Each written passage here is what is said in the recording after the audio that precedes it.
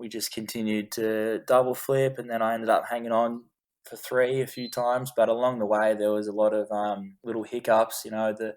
This ramp was it had a few different kind of radiuses, 3 different radiuses in it, and then flattened off. So the ramp was quite harsh on the bike and the body when hitting it at such a speed. So I was actually I don't know if you saw on Instagram, but I was actually bending my handlebars on the up ramp on the takeoff from the G out. So I went through about 14 or 15 sets of handlebars. It's all part of the process, the first ramp that me and Josh built, and trying the triple off that, and then realizing, wow, well, this is a quarter of the size it needs to be. And then going to Travis's, I was able to pick up on some different techniques there, and I learned a lot about the ramps. I learned a lot about these degrees and exit angles and all sorts of stuff that I'd never really had much to do with.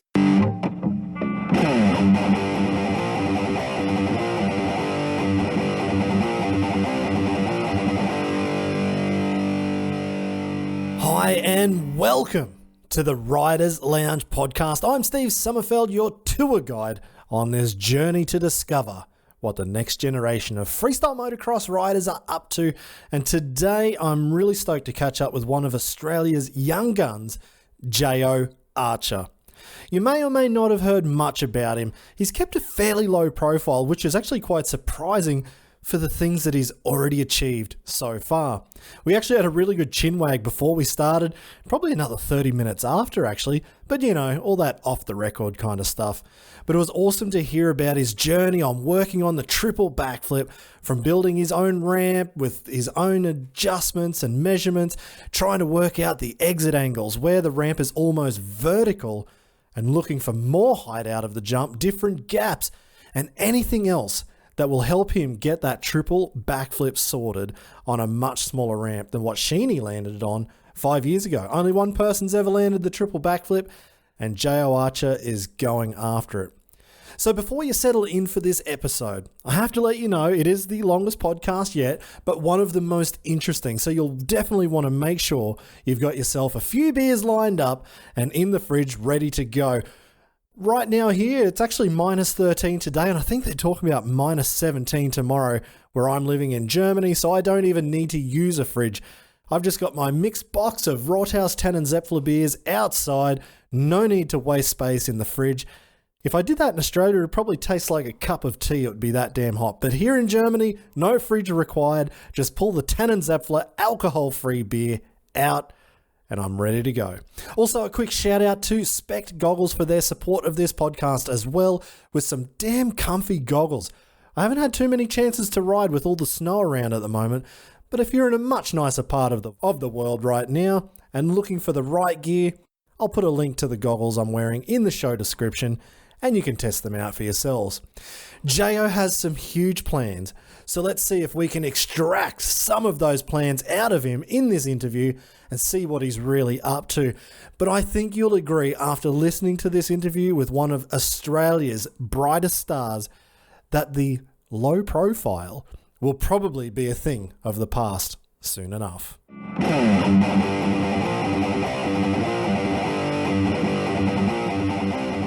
So much for coming on, mate. It's awesome to have you. But first thing I want to know about, the video that's come out this week, double backflip Cordova, straight on Instagram. What's going on? Well, first of all, Steve, I'd like to say thanks for having me on here. It's a pleasure to be invited to jump on here with you. So cheers for that. And so the double backflip Cordova, it was funny how that sort of come up. I was actually driving home from work. And I've been sort of thinking the last couple of weeks, what's a double flip combo I can do that someone hasn't done yet, you know what I mean? And I was just driving home from work, and it sort of just come to me when I was in the car, and I thought, damn, I've got to do a Cordova double flip. So I went out to my friend's house. He's got a foam pit out there, and I was kind of thinking, geez, I don't really know when I'm going to do the Cordova, like what part of the rotation. I haven't actually done the Cordova backflip for probably over a year. So I sort of, just thought, we'll see how we go. And it actually, the first one was a really good Cordova, but I didn't quite get back to the pegs. I went into a bit of a Superman, and I made one little adjustment for the next one, and then the second attempt came around perfect. So I was pretty happy with that. So I'm excited to have that up my sleeve, sort of thing, and it's a kind of trick I would love to do, in a competition or a show or something like that. So hopefully there's an opening for me to do something like that soon. Man, that's crazy. I saw the double backy Cordova double knack. So I Yeah, guess that's that first one. yeah, That was impressive. But the Cordova, I actually hated the Cordova flip. I did it. I didn't do it very well, but I did it. But I hated every single one of them. And I think it was just trying to get my head around pulling back, then moving my body forward into the Cordova, then looking back, then pulling yourself back forward to, land. And I yeah. hated it. I just, every single one coming into the ramp, I was like, oh, all right. No, you know what? I'll agree with you there because honestly, the Cordova backflip is definitely not one of my favorite tricks either. It's one of those tricks that you just sort of do it when you have to. Like you don't. It's for me, it's not really that fun, and I found it a little bit funny, pulling back and then, like you said, moving your momentum and your body weight to the front of the bike and getting through the handlebars. It was kind of a little bit of a funny flip trick, and also I noticed it's pretty easy to over rotate. I've seen a lot of riders do that, so it was a bit of a fun Yeah. pull and everything. Whereas using the cord over in a double backflip, I must say it's very fun, and Really? I found it to be, maybe because it's a new trick and all that sort of stuff, but I found it to be really cool because as you sort of float the first flip around and you get that good snap through the handlebars and you're arced over, it's cool because you're able to, you're up so high and you're kind of looking out, seeing where you're going. You can kind of spot your landing, and then as you go to get back to the pegs, this is one thing I found which helped me on the second one was as I finished the cord over, I sort of pulled on the handlebars up to my chest, tried to muscle the bike up a little bit, and in doing that, I was able to help my feet sort of find the foot pegs. And then as soon as I did that, I just tucked into the bike and then spun the next one around and was able to spot the landing again. So there's definitely a little bit more that goes into that trick with the extra backflip. There's a few extra techniques that you've got to do, but I think all in all, it felt pretty cool. I was excited that it worked out so well because I sort of had visions of just not getting that close for a little while, and so I was excited to bring it around. But I'm definitely keen to keep doing them and maybe try to get the cord over a little bit bigger, or even maybe just be able to hang on to it for a bit longer. So hold the cord over maybe halfway through the second rotation as well. So that's a couple little things to Mate, work on. that would be unbelievable to see it go through into the second rotation. Because you don't see it too often, hey? Like, I guess with the no-hand double backies, you can see the guys holding it through and it's starting to go into that second rotation, but Yeah, that's not right. too many other tricks. Yeah, well, I don't think the cord over's been done yet. So I think we're still kind of, well, I'm still experimenting with how the trick can go. So I think the possibility to hang on to the trick for a bit longer into the second flip, I think it's definitely possible for sure. So I think next time I get a chance to get out and ride in the foam pit, I'll that'll be something I work on definitely. Are you like, you said you were driving, you thought about it. Did you really visualize this trick, or was it just like, "Ah, I think I'm going to be in for a long slog of Um, smashing myself in the foam pit. I'll just try it." I just thought of it, and then that was kind of it. I just thought, all right, that's what I'll do. And then I didn't really think about it again until I got there and we, set the ramp up and all that sort of stuff. And then sort of as I was warming my bike up, I was just thinking in my head, yeah, when I was going to do it, which part of the rotation.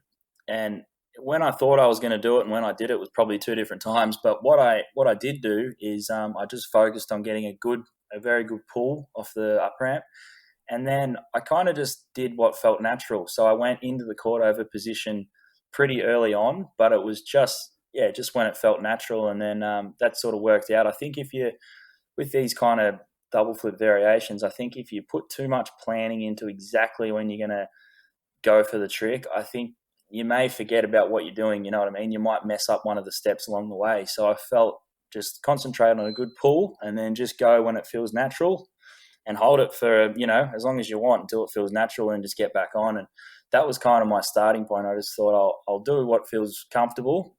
And then from there I can watch footage and kind of go back to the drawing board. But then luckily I didn't really have to do that. It just worked out. So I think I'll just do the same thing next time if I can remember. But no, it Mate, felt that's pretty cool. awesome. It wasn't extremely hard. I think the hardest thing about it would be just to get back to the bike, because obviously the bike is still rotating backwards and your body's kind of coming forwards to find your forearms on the flip lever sort of thing. So sorry, your outer arm on the flip lever. So it's a little bit that part's a little bit tricky, but yeah, all in all, I think it was a pretty cool trick and definitely something I want to land, in a competition or a show or whenever the time's right. Well, I'm just thinking, when you did that, or when you said that about the getting your arms onto the flip levers, where do you run your flip levers? Are you really forward, or are you kind of straight Um, up and down on the bars, or where are your levers? I run I'd say pretty central. Definitely not forward like some other guys like Sheeny and Clinton Moore. They have theirs Yeah. forward because of the massive ruler flips. But no, I would say mine are pretty average. Similar to like Cam Sinclair's. I ride with him quite a bit, and I've ridden on his bike before a few times and noticed that they're in a similar spot. So I think it's just pretty central, just like our handlebars. They're just in a pretty central position too. So nothing too tricky there. Mm. Yeah, no, I was just thinking like, yeah, if they were a long way forward, man, that would be almost impossible to find your Yeah, arms on it, looking for the Cordova double backy. Oh, where the hell's his lever? yeah, you'd end up going into a Superman or a ruler, I think, then, and you might come up with a new trick. Well, I was just about to say, new trick, mate. Go for the combo. Yeah, I don't know how I go getting back on that one. I might need a little bit more time, I think. So, why are you pushing so hard right now? Like, we're in the middle of COVID. I know a few riders are kind of taking it easy because there's no comps coming up, but Yeah, you're the complete opposite. You are smashing it, and you're throwing it up on Instagram, which is awesome to see, giving yeah, me something to watch. yeah. What's driving you? Well, Steve, I think anyone that knows me knows I'm extremely motivated and driven. Obviously, this freestyle motocross and all this sort of stuff is a massive dream of mine, as it is for everyone else. But it's something that it really means a lot to me, and it's something that I really, really want to do and become very good at. So, I mean, that's the reason I wake up every morning at 3:30 a.m. and train for an hour and Whoa. a half in the gym before work, and then I go and work a normal, full day of work, and then I hope to have a ride, in the afternoon after doing all that sort of stuff. So I think I don't have an exact answer, but this is how I train and ride 365 days of the year. So I don't have a real answer for you there, but I've been feeling really good on the bike. And my body feels pretty good. I've changed a few things with my diet and the way that I train in the gym and all that sort of stuff. So I'm feeling really good. And I've always had a vision to kind of do the bigger tricks, or not so much the bigger tricks, but maybe the bigger ramps. And I think I've really kind of found my place with that at the start of this year with some double flip variations and a few other things that I'm working on. So I think there's no time to be COVID or not. There's no time to be sitting around waiting. You gotta work hard and give it your best if you want to be noticed by the important people. So I'm just trying to do as much as I can in that respect, and just trying to do the best thing I can do for myself as well. And I like to set a lot of personal goals. Each day I pretty much have a personal goal of something I want to do. Whether it's at work or whether it's doing certain things at the gym or whatever it may be, I always try to do my best. And to move forward, I think it definitely helps on the bike as well. Wow. Is that exhausting, having goals every day that you need to achieve? And what if you don't achieve it every day? Like, do you Oh, get grumpy at yourself, or there's do no, you just wake up the next day and go harder? there's no hard feelings if I don't, but I just they're not massive personal goals, but there's a lot of things I like to do at the gym. If I did a certain amount of repetitions of something one day, I want to be able to do either more weight or one more rep the next day. So I'm very competitive with myself, and I can be a bit hard on myself at times. But I think I'm so into my training and being healthy and trying to be good on the bike that I just enjoy feeding off those sort of things, and I think it helps motivate you. But it's definitely getting up, at 3:30 in the morning every day. It's definitely it gets exhausting, especially towards the end of the week. But that's what I've got going on at the moment, and hopefully, I'm really hoping that this year I'm able to take the freestyle full time and stop the normal day job, which would be a massive goal of mine, and I think it would definitely open up doors for me to be doing obviously a hell of a lot more riding. But I think I'd be able to show the world what I can really do on a bike, because at the moment I kind of ride. I'm lucky to ride once a week, sometimes only a couple of times a month because of other things like work. So that's definitely a big goal of mine. But look, I'm happy with how everything's going, and I'm pretty content with the training and the riding I'm able to do with the circumstances at the moment. But moving forward, I'd definitely like to spend a bit more time on the bike and really give it my all. But yeah, I'm happy with how everything's going, and I am feeling very confident on the bike. So that's the main thing. Like you'd know when your confidence is high on your bike and your body's feeling good, you can really ride to your full potential. So I can't complain with that at all. Mate, you are. I'm just thinking like back to when I was riding, and I would ride probably 4 to 5 times a week. Like I'd try and ride every day of the week if I could, and I'd probably do a couple of hours every day. Um, and it sounds like you're riding like let's say I'd probably ride 200 days a year, 250 days a year, probably more. Yep. Sounds like you're getting between 30 and 50 days a year if you're lucky. Yeah. and look at the tricks you're doing compared to what Yeah. I was up to. Mate, imagine if you were riding as much as I was. You'd be Yeah. I mean, bloody killing it. Steve, that's my dream for sure. And I think with my work ethic that I use in my normal job and my training in the gym and stuff, I'd really love to be able to transfer that over to the bike and spend hours every day on the bike. But as I said, I'm that's the circumstances I have at the moment. So I am happy Yeah. with that, because I feel lucky that I am able to ride, and I do have access to a foam pit and an airbag when the time's right that I can use them. So I've definitely got the right tools for the job. I just need to I just need to get a few sponsors, hopefully, to help me out and kind of let me ride full time. But yeah, that's a goal that I have for myself for this year. So hopefully I can keep chipping away at that and work towards it. I think we're on track for that anyway. So I just got to keep my head down and keep working hard. Towards that goal. Well, I do know a few people in good positions listen to this podcast. So if you're listening to it, you've just heard it from the man himself. He just needs a sponsorship or two. Get him out of this normal job. And if this is what you can do with one ride a week, mate, I'd love to see you doing this full time. That would be unbelievable. Actually, so I guess the big question that I want to know is what the hell are you doing for work? What's keeping you so occupied? So I do a few different things, Steve. I work in civil construction, so um, Right. we do pretty big days. We do sort of 12 hours every day, and then in between that, I do bricklaying as well. So I've got a few different things. I do a fair bit of weekend work as well with the big hours, because it's good money that we can make, and obviously, without having any sponsors or anything like that, I have to fund everything myself. So unfortunately, I do have to work quite a bit, but it all goes back to the bikes, you know what I mean, and buying bits and pieces and ramps and just all that sort of stuff that we use as freestyle riders. So, but I'm very lucky. I have a really really good sponsor, Freeform Action Sports. So my friend Yeah.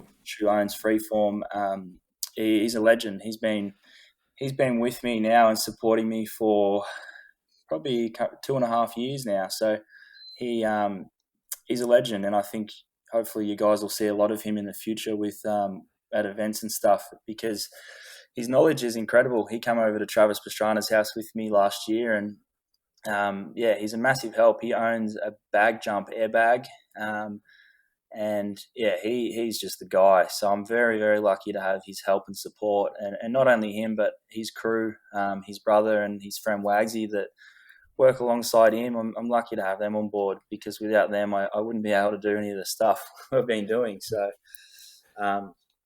Mate, that's unreal, isn't it? And it's good to have, especially this is a tool for your job as well. It's not just the sponsor to give cash, which is absolutely fantastic. We need to live and we need to pay bills. But if it's a major tool for your job, especially in pushing freestyle, that's not right.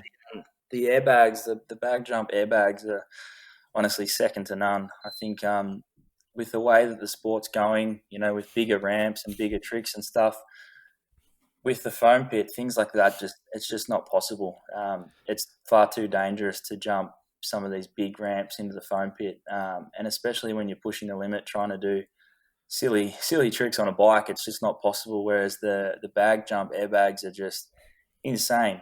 It is remarkable how much of a beating the airbag can take and not get damaged. We've had the bag out in rain and hail, and then in 40-degree heat, and the things are just so strong, and it just allows you to go really, really big and really high in the air, and you land and you don't get hurt. So it's incredible. So I'm very, very lucky to have access to ride Josh's airbag. So that's one of the biggest things which has helped me with learning some of these tricks. So that's definitely, I think that's one of the most important tools for a freestyle motocross rider in this day and age. Well, you've spent a lot of time in a foam pit, now on the airbag. Do you see, is there a difference in how you approach landing on it? I've heard from other guys that you should, if you're thinking about doing something for the very first time and you think you're going to land on your head, probably better to do it in foam. But I don't know. What do you reckon? It's not a bad question. I think, look, to be honest, I've never jumped 75 feet off a normal ramp into an airbag. I've jumped off some really, really big ramps into the bag. But I think it's definitely a different feel. The biggest thing you notice in a foam pit is when you land in the foam pit, whether the bike's, running or not, you just land and then you're just stuck. That's it. Where you land is where you end up. There's one thing you notice with the airbag is you do tend to move a little bit when you land, but not crazy. Like you can land with the throttle on and you're not going to take off, sort of thing. But there's a little bit of a different feel for the landing. But I can tell you that I've landed on my head doing certain maneuvers and into the airbag, and it's definitely okay. Like you can get out of it fine, but there is one thing you've got to be really onto with the airbags when you're going off such a big ramp, and that's controlling the correct air pressure. Yeah. So the airbags have got to have a certain amount of air in them, and I think that really comes from experience, and that's something that Josh from Freeform Action Sports really has nailed, because some of the airbags can be pretty temperamental and they're all a little bit different, the brands and stuff. But I think getting to know your equipment and really knowing how the bag is meant to sit naturally is the key to having a soft landing and getting away with it well. Whereas the foam pit, as long as you got it fluffed up, they're always pretty soft. But as I said, you can't really go as big. So I think, look, I much prefer the airbag for the stuff that I do. But definitely I've had a lot of good times in the foam pit over the years, and learning how to backflip and all that sort of stuff. And I think they're both great tools that we use in freestyle. But I think definitely the future is these airbags. Like they're just amazing. And then obviously they're making the airbag landers too. So they're just insane how good they are. That's just so good for progression and kind of innovation of tricks and just upping your riding skills and your confidence. Like having the airbag lander is just so big for your confidence, because you can kind of go from a foam pit or a big square airbag, and then you've got a stepping stone to dirt now, so you can go to the lander before going to dirt. So it just does really good things for your confidence, and it just keeps you safe and in one piece. Well, that's the thing. Like I remember, let's say when I know I was really trying to push like a KOD flip and trying to get a ruler flip, and you kind of look. Well, I do. I kind of looked at the back of the landing, and you jumped it a couple of times, and I don't know. Maybe it was the point. Oh yeah, this landing looks good, and I feel good, and I just do it.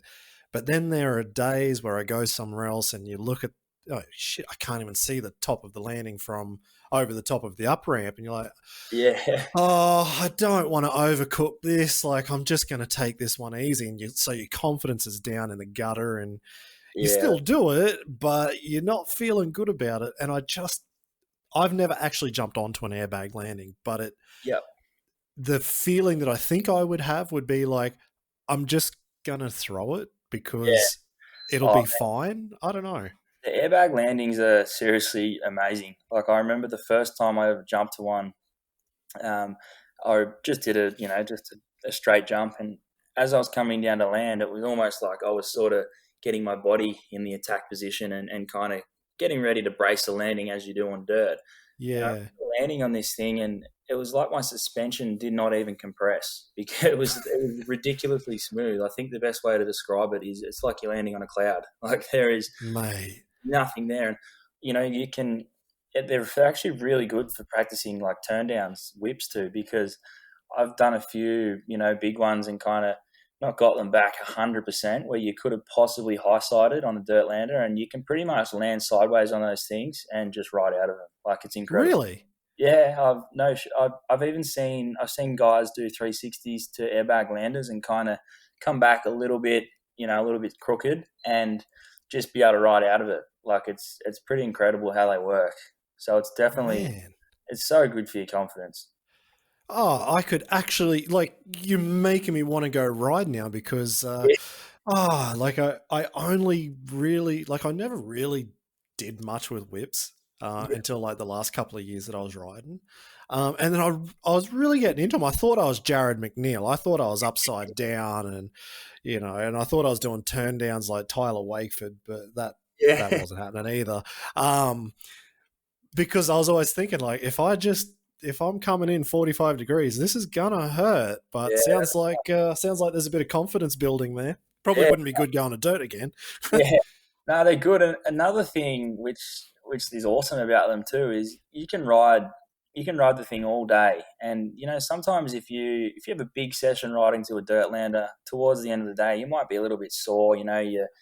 Your arms or your legs or your back, like just because you've just been smashing it all day. Whereas on there, Tell me about it. yeah, another thing which is really awesome about the bag lander, you can just keep landing, and because you're going so smooth and your suspension, as I said, it's barely compressing. Like the lander is taking everything, so you can have a massive day riding that in heat and everything, and you just feel fine towards the end of the day. So that's another thing which is really cool about them. I'm sure you could ride them 5 days a week, and you'd just be you'd be sweet. So that's definitely a cool thing as well. Do you reckon they've got the durability to be ridden 5 days a week, every week for years I on end? Like, think so, man, because when I was at Travis's house, he has the bag jump, the big square airbag that you're practicing doing. I think he's had his was the first one I think ever that the bag jump got. So I'm pretty sure yeah, he's had his for like 8 years or something. And we've seen all the crazy things that they've done on Nitro Circus, jumping into that airbag, and with Sheeny with the triple backflip and all that. Like it's the thing's taken a beating, and I was jumping into that very same airbag, and the thing was still, it was still sweet. It's like it's crazy how strong they are. They're built incredible. So I honestly believe you could just ride it and ride it and ride it, and I just think I don't think you'd really get yourself in too much trouble. If you do put a tear in it, there is a way that you can heat yeah. material back over it. So there is definitely ways that you can fix it if you do have a minor incident. But I think all in all, they're just they're pretty strong. I think the guys, Martin and the other guys from Bag Jump, have just really done their homework in creating something that is just it's just built to take a beating from dirt bikes and BMX and snowboards and scooters and everything they jump into it. So yeah, they're pretty cool. Yeah, it's definitely an interesting direction. Like So I noticed a I've few seen guys. bag jump. I guess the big airbag guys, they brought the topper to Red Bull Dirt Diggers, where Yep. Luke Ackerman did a double backflip off dirt Yeah. to dirt. So he used that one. I've seen the Chinese ones, uh, seen the factories, and I don't know, like they all it. I don't know, like it. Just looking at it, just having an airbag one way or another seems like the best way to go forward. Yeah. The durability, that's something I don't know. I think that's what we'll find out in time. But if you, like you say, if that first one that Travis has had and it's copped such a beating over the years and it was the first one they made, well, Yeah. I might think. be the way to go for everyone instead. Yeah. Like I know there's a guy in England, and he's got a dirt landing that he built, um, and then the council came and told him, no, you can't have any dirt over 1 meter high, otherwise it's classed as major works. So Yeah. now he has to rip down his dirt landing. So instead, he's like, okay, well then I'll go buy an airbag. Yeah. Perfect. Solved the problem straight away. Like blow it up, ride it, let it down. You're not upsetting any neighbors. You're not upsetting the council. So Exactly yeah, right, because it's not a permanent structure, so you can pack it up, and and another cool thing is you can transport it. You can take it to your mate's house, or you can take it to a show, and it's something I've noticed in Europe. There's some guys they're actually doing shows now to an airbag lander, which I think is cool. It's definitely safer than going to a portable FMX truck, and I think it will make better. It'll just make for better riding, because I can tell you that I've jumped to the airbag lander when it's been crazy wind. I've jumped to it when it's been just starting to sprinkle with some rain, and I can tell you that you do still ride normal, because when you're coming into the ramp to the airbag lander and there's a bit of wind, you kind of don't second guess it. You just go as per usual, yeah. because you just know that you're safe. Whereas to Huh. a portable FMX truck, it can be it can be a big thing when it's super windy, because I've done I did a heart attack backflip a couple of years ago, and it was massive. It was the biggest one I've ever done, like looking through. And as I came back to the bike, it wasn't windy or anything. I just did the trick way too big. And as I come back, I got a bit crossed up, and took what would have been a massive crash to a dirt down ramp. And I just got up and brushed myself off, and I was fine. I didn't have a grazed arm or a sore head or anything, and it was a massive crash. And I literally just got up. I think my bike was a little bit twisted, just the forks. Like, I didn't even bend handlebars, didn't break a lever. I just straightened out the front end, and then I was good to keep going. So I think, I think it's definitely the way of the future, and I think it's really good for the sport. I know there was a few people in the early days that were against them and saying, "Oh, you guys are pussies" or whatever. But the way I look at it, if things like that can keep us doing shows because of safety reasons, and not only that, we can do bigger and better tricks, I think that's the best thing for the sport. So I'm all the way for them. I think they're one of the best things that's happened for freestyle. In the last kind of 3 to 5 years, they're becoming a lot more popular, and I think it's awesome. Well, that's the thing. I was against them purely because what I thought the crowd would think. Yeah, Like, would the fans go, "Oh, what a bunch of pussies!" Like, come on, guys. You're on a motorbike. You're on a dirt bike. Go to dirt, and like, does it really, like, would you lose a lot of that, the danger factor, which is half of why they watch it? It's why people got into it. It's why it was gnarly at the start of the sport and crusty demons and da da da da da. I definitely love them for us, for riders. I think it's yeah, definitely the greatest thing. I wish I rode onto them. I'd still be riding right now. yeah, I think I'd have a hell of a better chance than the flat ass mobile landing I landed on. yeah, But I think, like, when I look at it, Nitro and Travis, like, they've done the hard work. They've they've put the airbags out there, and potentially we're going to get like, everyone not turning up to the next year's shows going, what a bunch of pussies. But they've been doing it for like 5 years, 6 years, 7 years, whatever, however many years with an airbag now. Yeah. And people still keep coming back. The tricks are getting bigger. So I'm like, well, Well, those that's guys have actually done the work. Like, people don't care. Okay, if people don't care, and I think everyone's seen that now. So it's like, okay, let's stop killing ourselves. yeah. I mean, We can go bigger.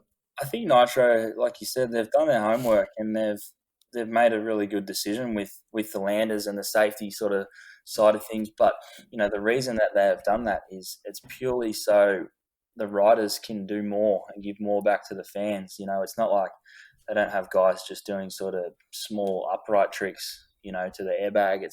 It allows people like Sheeny to do the massive double backflip variations and all that sort of stuff. And, when you're doing a tour like Nitro Circus, you might be doing 2 or 3 shows per week. You just couldn't imagine doing a massive double flip variation to a portable lander or a scaffold lander like 3 times a week. It would be insane. Whereas, doing it to a safer lander, I mean, there's still a lot of danger involved in the landers that Nitro have for sure. I'd never take anything away from the guys on there, but I just think it allows freestyle riders to really push it and keep the sport pumping. So I just think it's insane. I think it's really, really good. I think I don't think you could have a bad thing to say about it. And I think the people that do kind of say a bad thing about it are probably just a little bit uneducated. Like they just haven't had a chance, or they just haven't had a chance to ride on one and get to see how cool they really are. So That's it. No, I completely agree with you, man. Well, you said at the start that you did ride a lot with Sinks, and I think that's where I met you the first time down at Sinks's place. yeah, Many, many, many years ago when you were yeah, a young buck. yeah. What was it like to ride with Sinclair, especially at that time, because he was the first rider to bring the double backflip to as many competitions as he could, and then he was doing them on Nitro Tour as much as he could, and Yeah, and the Krusty Tour even before that. exactly Krusty Tour before the Nitro Tour. So growing up, like you've had a hell of a mentor, someone who was an innovator. Maybe not innovating the double flip, but he certainly learnt the double flip and put it into practice more than anybody at that time. How did that sort of, I don't know, how did you grow into riding with him, and did you just go, okay, double flips, that's normal? Yeah, well, it's funny. It's funny when you say it like that. But look, it was awesome. It was incredible for me to have a mentor like Cam and to be able to spend so much time with him. When I was around sort of probably 10 or 11 years old, me and Cam actually lived together for about 2 years. So, um, it was like having your older best mate that you look up to live with you. So for me, it Yeah. was awesome. We used to ride BMXs together and 50s and all sorts of stuff. So it was really cool. And I was able to learn so much from Cam. And when I first started riding with him, I was racing motocross. That's what I grew up doing. So I remember going out and I always liked ramps and stuff. I hadn't really had much to do with them, but I started jumping ramps with Cam and he was teaching me bits and pieces. And then, went out there one day and he's like, well, you going to do a backflip or what? I was like, yeah, of course. We started doing that. And then I landed my first flip when I was 14, which was cool. I was still racing then. And, yeah, it was awesome. But yeah, through that Impressive. career and especially when he was really working on the double flips hard, I was always around, and sometimes I'd be pulling him out of the foam pit with the crane and all that sort of stuff. So to see his just his drive and his passion, for what he loved doing and for the bigger tricks, which was the double backflip, man, it was something really cool to see, and that was something that I was able to really learn and just really just enjoy watching. And then I remember when he learnt the flare. He did the flare at the Sydney X Fighters Yeah. because it was about literally, I think it was maybe 4 or 5 days before the X Fighters competition. he wanted to do a 540 flare, so we're like, all right, well, there's no quarter pipe. So we got a super kicker and turned it upside down sort of thing, put it on its end, and he had that set up next to the foam pit. It was pissing down with rain, and he went and did one perfect into the foam pit. And I reckon he did about Really? 3 or 4 of them. That was it.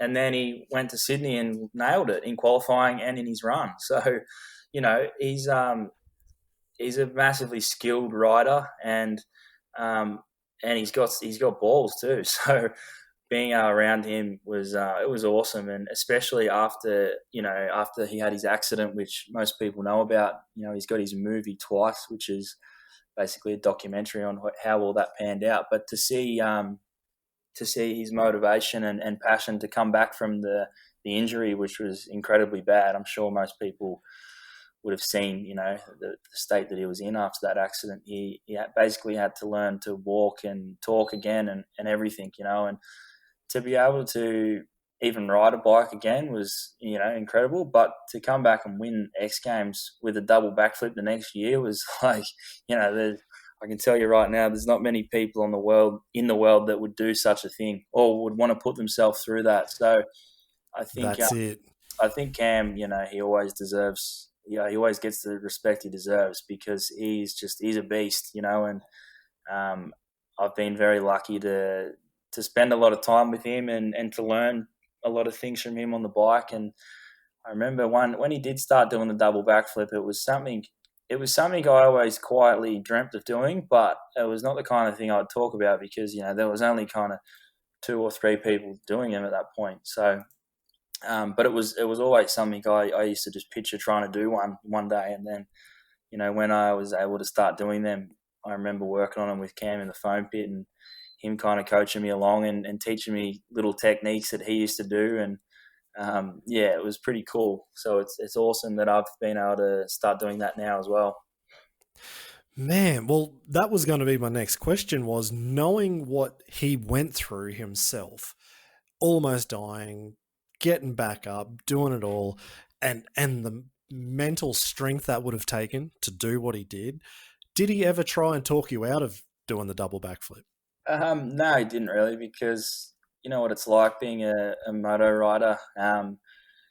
You never like to think about that kind of stuff. Obviously, there is a risk involved in anything we do, but I think Cam knows that I'm pretty passionate and pretty motivated about freestyle, and he was definitely always onto me about taking the right steps though, and not rushing into anything, especially something as serious as a double backflip. It's not the kind of thing that you can take lightly. So he was always very supportive, and just kind of made sure I did things in the right manner. I didn't rush into it, and I had everything kind of set out, and the foam pit was fluffed up, and there was just step by step we did things correct, which was good. And I did do a fair few into the foam pit, before doing it to an airbag lander, and then to dirt at the AusX Open last year. But no, Cam he's always been really supportive of that, so it's been good. That's awesome. What about family and friends then? Have family and friends said to you, Jayo, like, this is getting pretty nuts now? Tell you, none of my family. I'm extremely lucky. My family, they're awesome. They're so supportive, and they always listen to the crazy, silly things I want to do or plan on doing. And not once has anyone in my family or my girlfriend or anything ever said no. They're generally the ones that are telling me, you can do it. You work hard, you can do it. You gotta stick at it, sort of thing. So I've been very lucky with that. I think as for friends, I've definitely had a few friends say, "What are you doing?" or "You're not gonna be able to do that," or whatever. But I think the most important people that are closest to me have always been really supportive. So it definitely helps when your family and friends are kind of giving you the nudge, saying, "Yeah, you can do it." It makes you makes that little bit more confident, which is good. That must be the best feeling in the world. I mean, I've never had anybody tell me it was a dumb idea. I mean, my dad never watched me. He said if I ever crashed out in the paddock and broke my neck. He was going to come out and hit me on the back of the head with a shovel and put me out of my misery. But he never said don't do it. Yeah. He did knock over all my jumps. Like when I was a kid, like when I was in high school, so I'd have to get on a bus and go into town, go to school, get on the bus, come home. But on Thursdays, he would play lawn bowls. And so, like, we were dairy farmers, so he was working all day, every day. But on Thursday afternoons, he had that one off. So I would get home from school, I'd jump on the tractor, I'd make a jump. I would jump it for about an hour. But then when I went to school the next day, he'd look at the tractor, see there's fresh dirt. And he's like, little bastard's gone and built a jump again. So he would go and knock the jumps over, but he never actually said don't do it. And then when I got a bit older, I went to uni, and he's like, all right, well, this is your decision. Like, if you want to do this. You're old enough now, Steve, yeah. That's it. You're old enough and dumb enough. You can do what you want. And so I've always had that feeling as well of no one's really said don't do it. Like, just go for it. Like if this is what you want, go for it. And it's a good feeling. And it sounds like you've got definitely the right people in your corner. Yeah, for sure. But then the next step that I wanted to touch on, and you've already mentioned his name, and you said you were over there as well, when you went to Travis's house. Yep. Not to go from, because this is just all it's just a process in the making, but going to Travis's for the first time, how did that come about? And what was it like to turn up there for the very first time and then to have his confidence? I've seen him tell people who probably shouldn't be jumping into a foam pit to jump in there. But obviously you've got the skills. So how was that? No, well, it was such a good experience. But I'll start with how it kind of all kicked off. It's a funny story. I had a plan, to do a triple backflip. It was something that I wanted to do. So myself and Josh from Freeform Action Sports that I spoke about earlier on, we came together and had a few ideas, and we ended up just drawing a ramp on a piece of paper, with little measurements and the degree of the exit angle and stuff like that we wanted to do. And we built the ramp, and then I just, pushed it 50 feet from the foam pit and had a crack at the triple into the foam pit for the first time. And from there, I was like, shit, we can do it, sort of thing. And then the way that it all kicked off with Travis, I was at work, and I remember having a shitty day, and I was just, all I would be thinking about is freestyle. I want to do this and want to learn that trick and this and that. And I ended up reaching out to Travis via email. And I basically, I knew Travis a little bit, but not well. I'd met him a few times, but I definitely didn't know him well. So the chance of Travis replying to me, I honestly thought was very slim. But I thought, you know what, I want to do this. I want to see if he writes back. So I sent him an email, and I told him my plan of what I wanted to do with the triple backflip, and I sent him a few clips that I had on my phone of me trying them into the foam pit. And anyway, and once I'd sent that, I was back to my shitty job. And then I could not believe it. But, maybe an hour or whatever later, my phone went off, and it was an email from Travis Pastrana. And the first thing I did was screenshot it and send it to my family.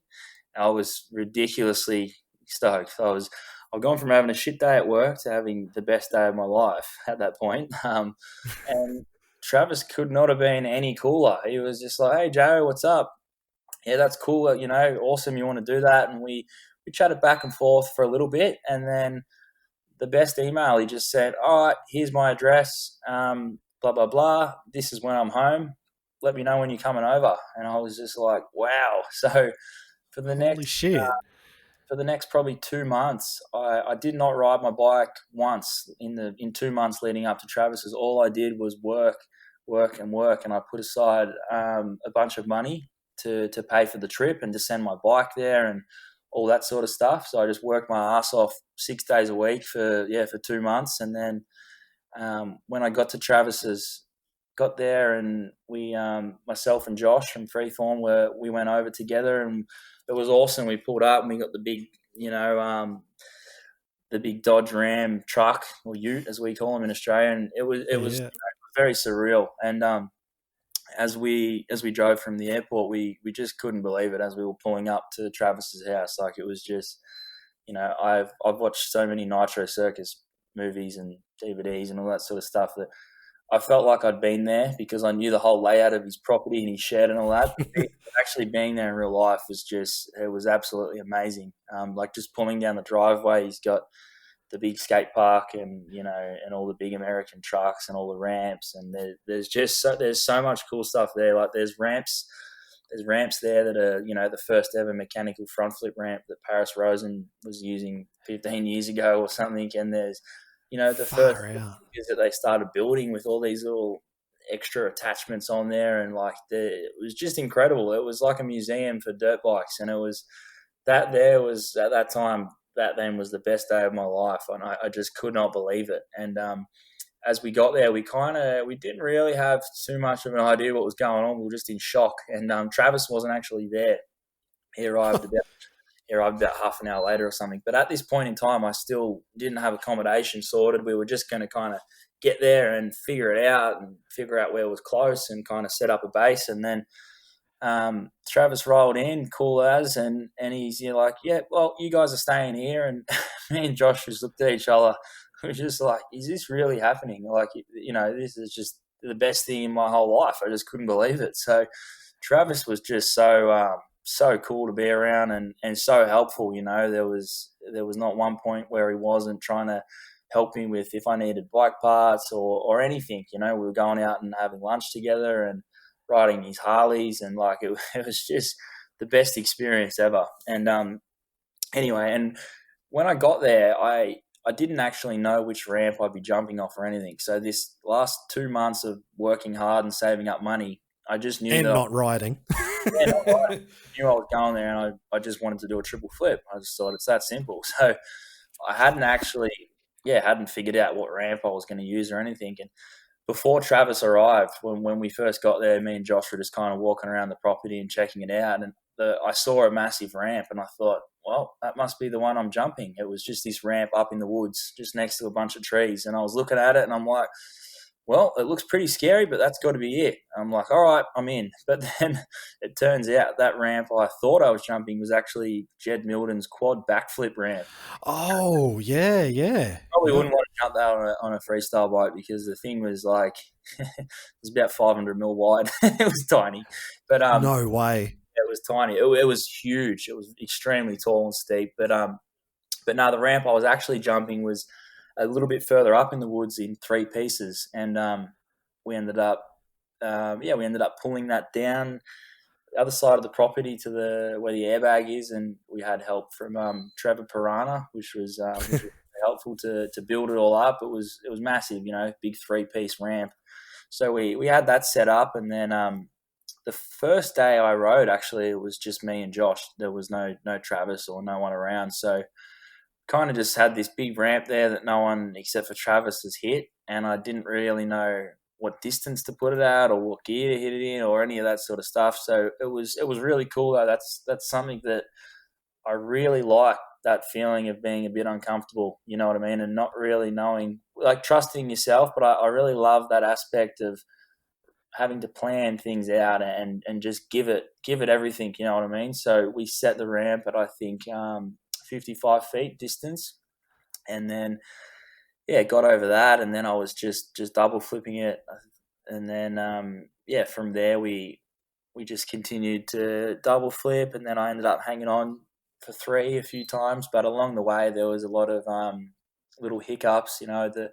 This ramp was it had a few different kind of radiuses, 3 different radiuses in it, and then flattened off, so it was quite the ramp was quite harsh on the bike and the body when hitting it at such a speed. So I was actually, I don't know if you saw on Instagram, but I was actually bending my handlebars on the up ramp, on the takeoff from the G out. So I went through about 14 or 15 sets of handlebars. No way. Yeah, which was crazy because, Whoa. as I said, I was bending the throttle side, so the right-hand side, I was bending that down pretty much every jump on the up ramp. So one time it bent really, really bad, and I ended up going off sideways and did like a double backflip 360 and then had to eject from the bike. But so there was a few little hiccups like that along the way, but I think it's all part of the process. The first ramp that me and Josh built and trying the triple off that, and then realizing, wow, well, this is a quarter of the size it needs to be, and then going to Travis's, I was able to pick up on some different techniques there. And I learned a lot about the ramps. I learned a lot about these degrees and exit angles and all sorts of stuff that I'd never really had much to do with. So it was the most amazing trip, and it was something that I'll never forget and I'll always appreciate so much. But it was also really good to learn different things about the ramp and the bike and speed and the airbag. We learned a lot about the air pressures and stuff there. So I think moving forward, I've been able to take on the knowledge that I got there, and I've been able to use that in my riding today. And it's been really cool to kind of to piece a few different things together off different ramps, and as I said, different techniques and different throttle control. And I think it's really helped me with some things that I'm doing now. So I've got some pretty cool stuff I'm working on at the moment with Nitro Circus. Unfortunately, I'm not really allowed to talk about it just yet because it's just it's like the pre-works, so we're sort of just working on it all. But when the time's right, myself and Nitro Circus will release that on social media. So I'm really excited to show everyone what we got going on. But it's been a really cool run, and look, none of this would have happened if it wasn't for my friend Josh and for Travis. So I can't thank those two guys enough for allowing me to go over there and just to show my skill and just to show my balls that I wanted to do the triple flip, because not that many people really want to do it. But I've got to be so thankful for the help I've had from those guys. And I think I think from here it's only the beginning. I think there's a lot more to come from me, and hopefully I can show everyone that this year. Well, I think when you went over to Travis's to try the triple, at that point, were you only the next rider after Sheeny to attempt it? I'm trying to remember back. Like, this is a couple of years ago now. Yeah, Maybe so my memory's wrong.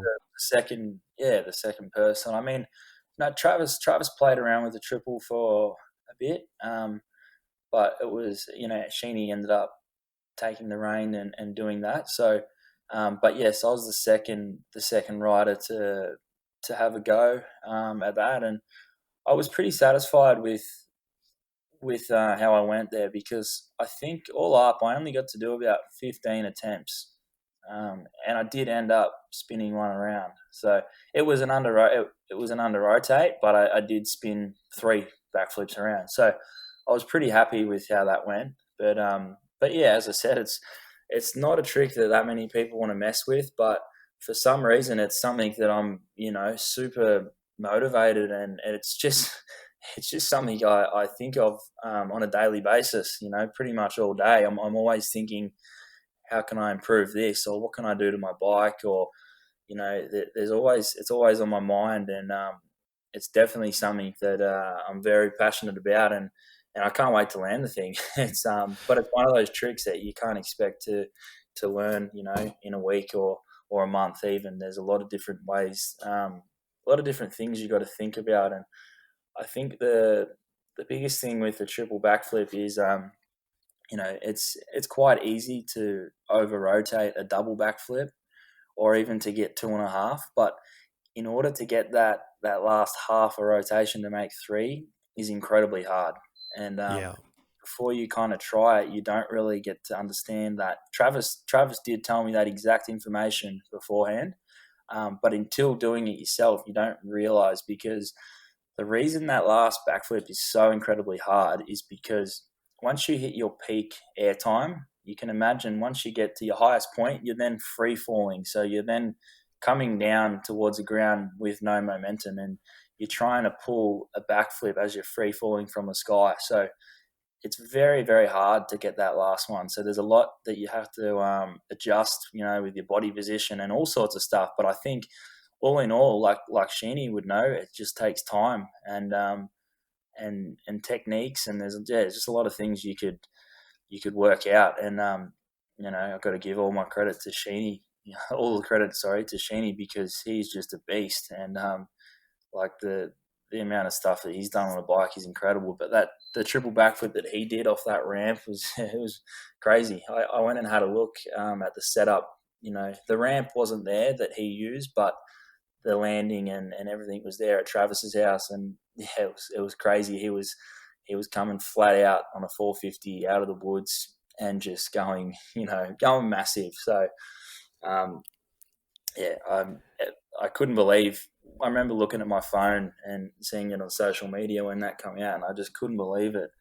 That someone did that, and then a couple of years later, it's something that I'm trying to do, and that I don't stop thinking about. So it's kind of funny how things work out. But yeah, that's Man, definitely focused on getting done this year.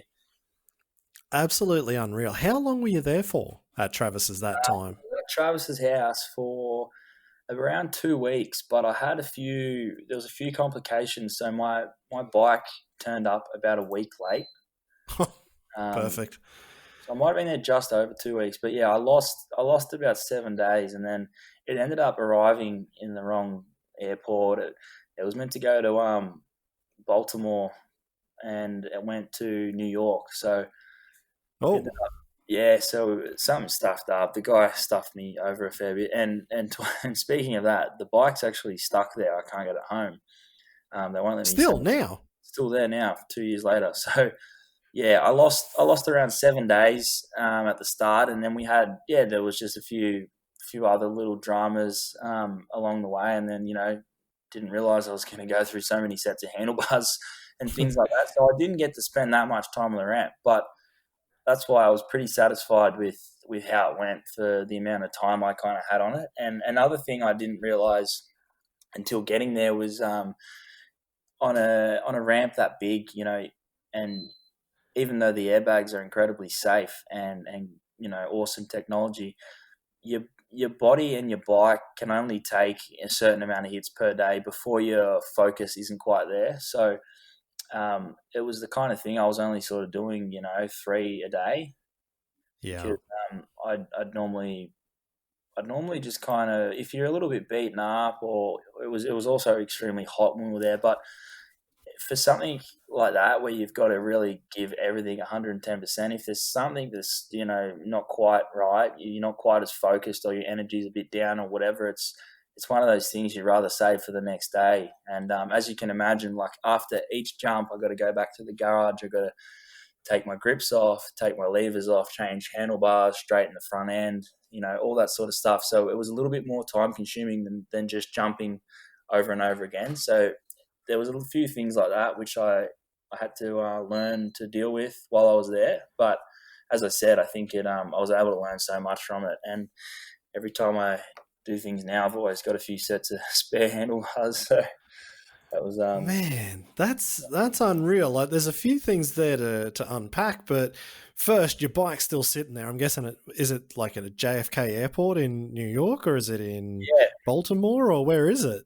Yeah, so the bike is at Travis's house, so it's in a Oh, okay. so it's all packed up in a bike crate. But I won't mention the name of the company, but the company that I chose to send the bike over with, I think he charged me like $5,000 to send it there, and it was meant to be coming back. And as I said, it arrived a week late, which I was really disappointed about, because I was like looking at the ramp and the setup, and I was so excited to ride, and the thing just wasn't there. And I was calling him, and I was trying to track it, and all sorts of stuff, and it was just I wasn't getting an answer.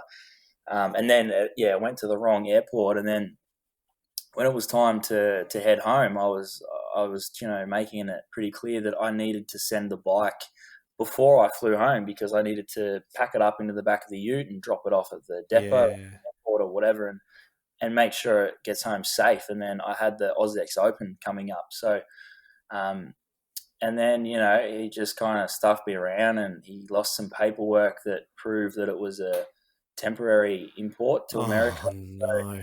Basically, we couldn't prove the bike wasn't stolen or whatever. So it's a long story, and it's still it's still going on now. But it was a shame, yeah, because when I got home, I obviously didn't have a bike, and then I ended up so that bike was a KTM 450, 2018 model. That one was. And when I got home, I was trying to chase up a bike to compete in the AusX Open on and do my first double to dirt there. So unfortunately, I'd spent about $25,000 Australian on that trip to Travis's. So Holy shit. yeah, so I didn't then have a hell of a lot of money to I'm just a tradie here in Australia. I didn't have that much money. I had money, but I couldn't go and spend $13,000 on a bike in case the other bike, turned up a week later, sort of thing.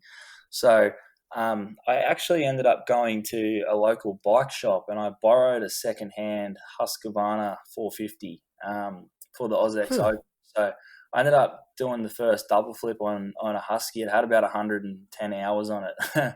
So it was a little bit older than my bike, but it was actually a great bike. So that was what I did the first double flip on, and then after that I gave the bike back, and then my brother Ryan, he ended up buying me a KTM 450. So that's the bike that I'm riding now. And then I just purchased another bike, so I've got two KTMs now, and then wow, the other bike, which is still at Travis's house, maybe for another time when I'm back over there.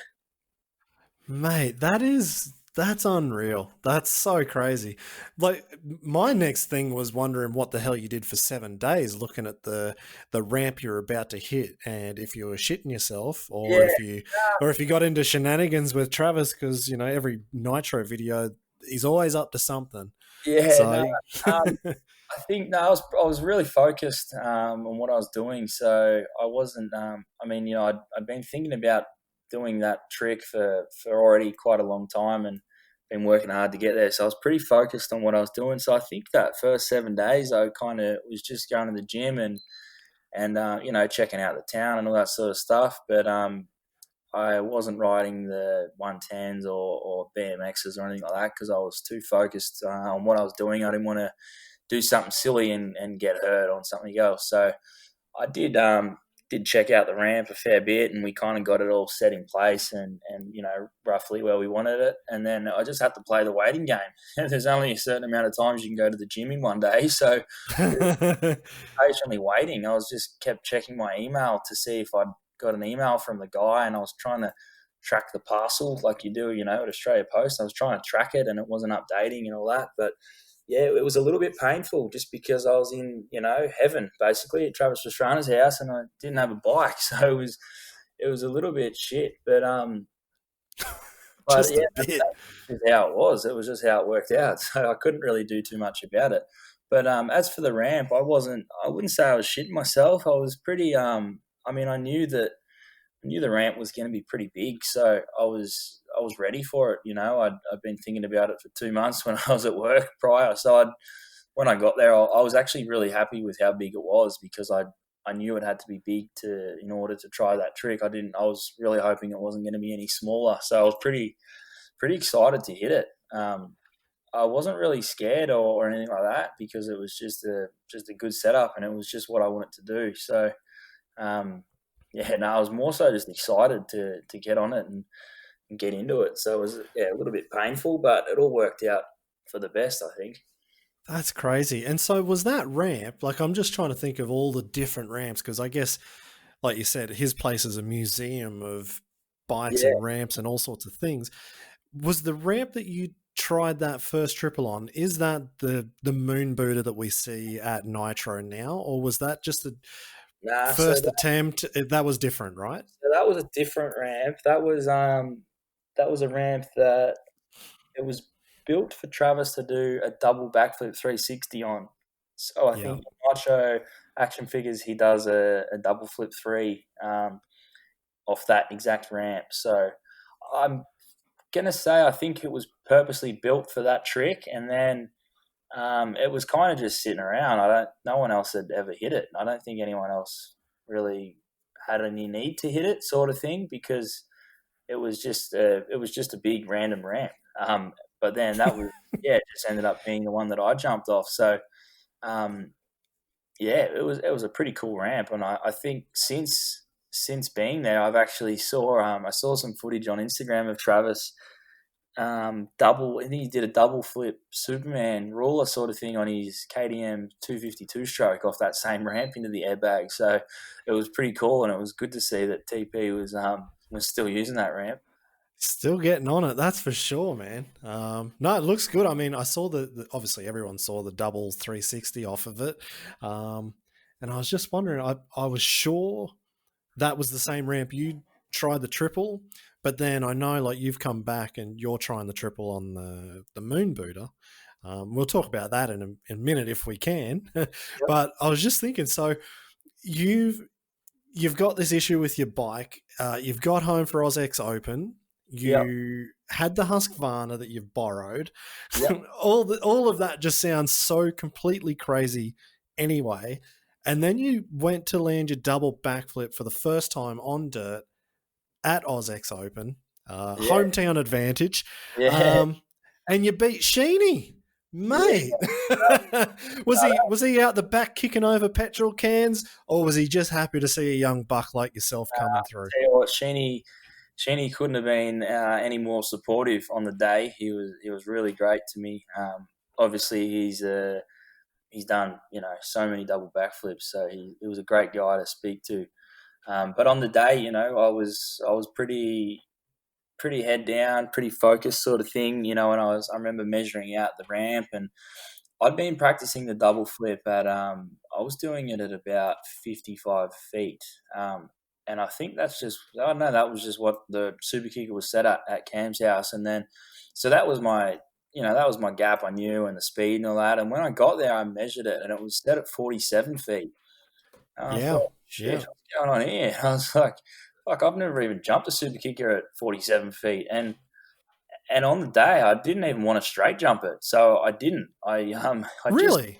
I didn't even straight jump it in practice. I just jumped 75. So what I did was to adjust the speed, without doing a straight jump, what I did, I always measure out my run up. So I get a measurement from the bottom of the ramp, and I normally, put a rock or kick a bit of dirt or something, where my mark was. So for that particular jump, my run up distance was 82 feet. That was what I liked using. So for that jump being a smaller gap, I just adjusted it. So I ended up marking around, I think it was around 76 feet.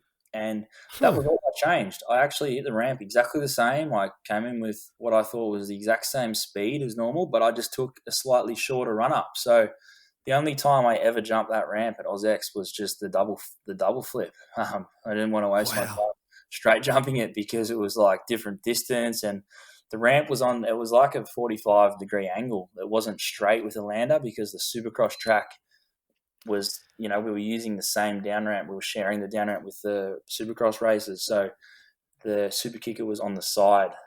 So it was kind of pretty uneven and not straight and stuff. And I thought, you know what?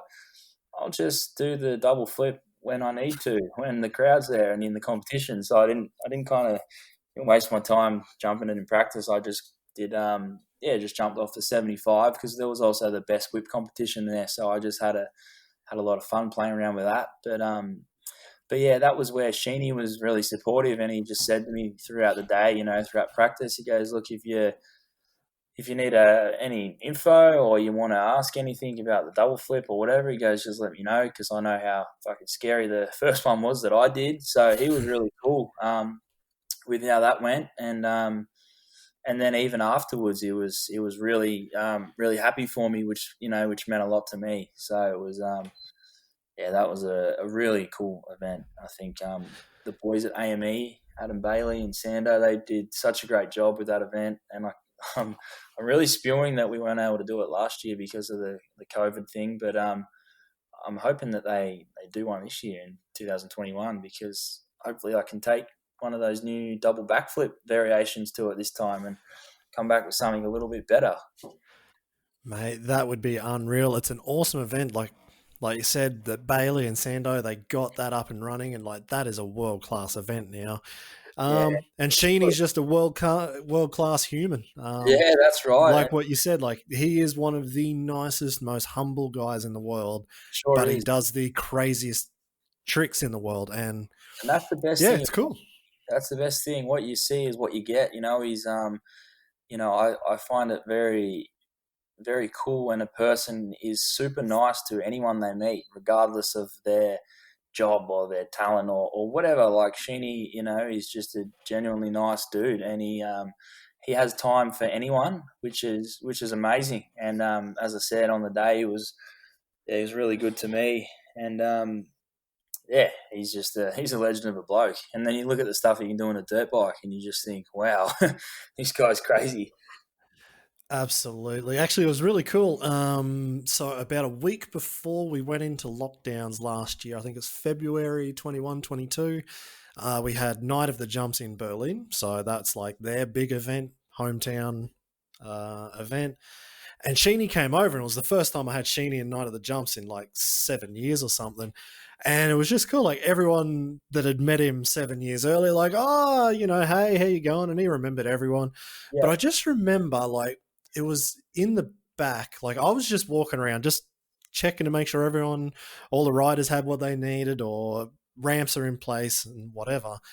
And I just saw him out, in the tunnels, and just like the normal punters whoever had VIP access, would just walk past, and they knew who it was, and they didn't want to approach him. They didn't want to say anything, and he'd just lean in. He's like, "Hey, how you going?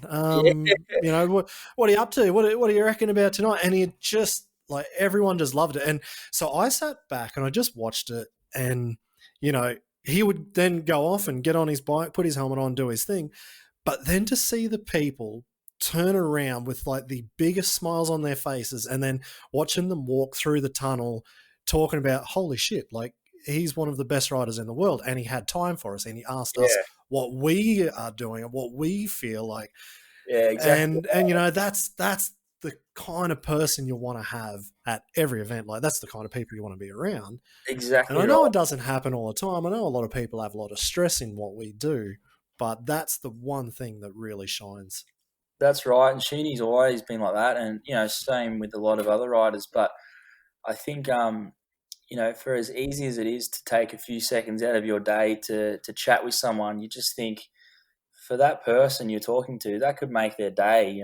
It could make their whole month for you taking a second out of your day to chat with them. And I think that's something that obviously I'm not even close to being on the same level as these pro riders that we speak of. But if there's any time when I'm at an event that someone wants to have a chat or whatever, I just jump at the opportunity, because I can remember not really that long ago me being in that position, and reaching out to the riders and wanting to kind of have a chat with them. I was always a bit too shy, but I remember what it was like. So if there's any chance that I get to sort of do that same thing, I just think it's the best thing, because you can make yourself really happy by making someone else happy, sort of thing. So I think it's something that that's one part of being a freestyle rider, which is really cool. You can kind of help motivate other people as well by having a chat with them and asking them a few questions how they're going. So yeah, like you said, Sheeny's definitely one of those guys that really has that dialed, and I think that's why he's a fan favorite, because he's just a ripper bloke. Absolutely. No, I'm not even anywhere remotely close, and I never would say I am. But that was the one thing that I felt when I was riding, when I was doing shows. Like I'm not like Edgar Torrenteras or those kind of riders who like ham it up for the crowd. I can't really do that. I'm way Yeah, too shy for it. yeah, yeah, But then I was thinking about like when I've got the helmet on, I'm not I'm not me. Like you kind of have to play your role a little bit, and the yeah. crowd are there to see you, and they're there to see something. You got to give him what So he wants, Steve. yeah, yeah. But then I found like instead of being the clown out the front, I I was kind of remembering like when I was young, and I went to one race at Dundarren Motocross, and like Danny Ham was there, Kim Ashkenazi. And I remember as a young buck, like I was just standing there next to Dad. It was the only race he ever took me to. And Kim Ashkenazi was standing right beside me, and I was looking up at this guy. And it turns out I met him years later and he's not that big. But when you're a kid, he looked like a giant. And I just remember that. And he took the time to say hello. And it was just funny that 10, 15 years later, doesn't it? It's incredible. I ended up doing shows in Indonesia with him, and I told him that story, and like he just laughed, and he's like, that, that's cool. And so then that's how I kind of saw, that's my role. So I would always try and I would stay until the last kind of autograph to be done. Yes. And I felt almost like this imposter, like I'm not that good. You're not here to see me. You're here to see Sheeny, or you want to come to a freestyle show to see Travis. But, they're still there watching a freestyle show. So it doesn't matter who you are. You kind of just got to do it, I think. Or not that you have to do it. You have to want to do it and enjoy it. And that's what I did. Exactly right. I think you got to make, the freestyle shows and stuff, it's not something that you can do forever. So I think if you focus on making the most of it, I remember doing my first Nitro Circus show. When the show ended, when the music goes and the fireworks and you wave and you rev and you bike, I remember thinking, fuck, I hope it doesn't end. This is awesome. I would have done that for half an hour. I was just thinking, this is the best, like looking around at the crowd. And so I think it's really good to kind of make the most of those moments and sort of take it all in, because, it's not that many people get to experience that. So I think being a rider like myself and you, we're really lucky to even be able to do that. So I think it's pretty cool to just kind of, take it all in and do whatever you can, play your role, as you say. You're exactly right. We all sort of have our own role. So, I think it's pretty special to be able to do that. That's it. Exactly. No, I loved it. I think that was what I look back on now was just, just seeing the kids' faces. Like, that was the best part of the whole show. Like, yeah, exactly right. Jumping in the crowd, like sitting next to grandma and so I remember one show, I can't remember where it was, but I jumped in and I was just sitting next to grandma in the front row, and the show's still going on. Like, the other riders were still riding. I was just like sitting next to her with my helmet on and like clapping with her. She's like, what the hell? And she didn't know what to do. And then I walked off and I looked back and she was just like laughing with her family. And I was like, yeah, that was pretty funny. Like, it was funny for me. I didn't even have to do a few jumps, so that was even better. Yeah. I got out of a couple of the flip trains where I had to do a ruler flip and I wasn't feeling good that day. So sweet. It is definitely that's the best part of it for me. So, hey, speaking of Sheeny, I just had a good memory. Do you remember, this was a long time ago, I think I was 16 years old, it was about 9 years ago, and I was at Sheeny's house and you were there. Yes, I do. Remember that? It was so. Yeah. I remember I went up there to do a bit of riding with Sheeny, and I think I was there for around a week, and it was funny because the full 7 days I was there, it rained every day, and we literally did not even get to ride once. Didn't even get to jump in the foam pit, nothing. So it was like a total waste of the trip. But we did get to ride, the little sandy motocross track across the road from Sheeny's. We got to play around with that a fair bit. But I remember chatting to you there. I was only a kid. As I said, I was 16. I remember chatting to you there, and I think I might have met you maybe beforehand, but that was the first time I met you properly, and had a chat with you and kind of, got to know you a little bit better. But, I think the first time was at Sinks's place, but me and Shuey were on a road trip and we were like passing through pretty fast. But when I went to Sheeny's, I don't know, was that the one where I went to flip Fungi's bike into his foam pit because the shock was wrong? You probably don't remember that part, but I went into the foam pit, then I remember that. The time I was there, it was that we had that much rain. We literally did. Oh yeah, and we were with his brother riding around on the motocross track and just. That's right, because I was Jeannie's brother's CRF 450, and I was having a ball. It was sick, and that that little sandy track was so much fun. It was I couldn't believe it. It was actually really fun. But No, you say it was fun. I had freestyle suspension on my two-stroke. I was getting smashed on that track. That was, oh, it was so hard for me to ride. And like you guys were just blasting past me. It was well, back ridiculous. then, so were you Sheeny's manager, or are you, Yeah, yeah, you were then? Yeah, yeah. yeah, yeah. So that was kind of how that tied in, I guess. You were up there hanging out, but yeah, just the funny. I just remember I was like, shit, that was a long time ago to think of it now. Oh yeah. No, That, well, I can't remember why I was there. I would have only been in Perth, probably doing a show for some reason. Like, maybe it yeah, was after Narrogin or before Narrogin, or I was doing another show for I Fungi. remember speaking to you, and you were going. I don't know if you were going overseas or you were about to go somewhere. So I think you were just chilling. I don't know.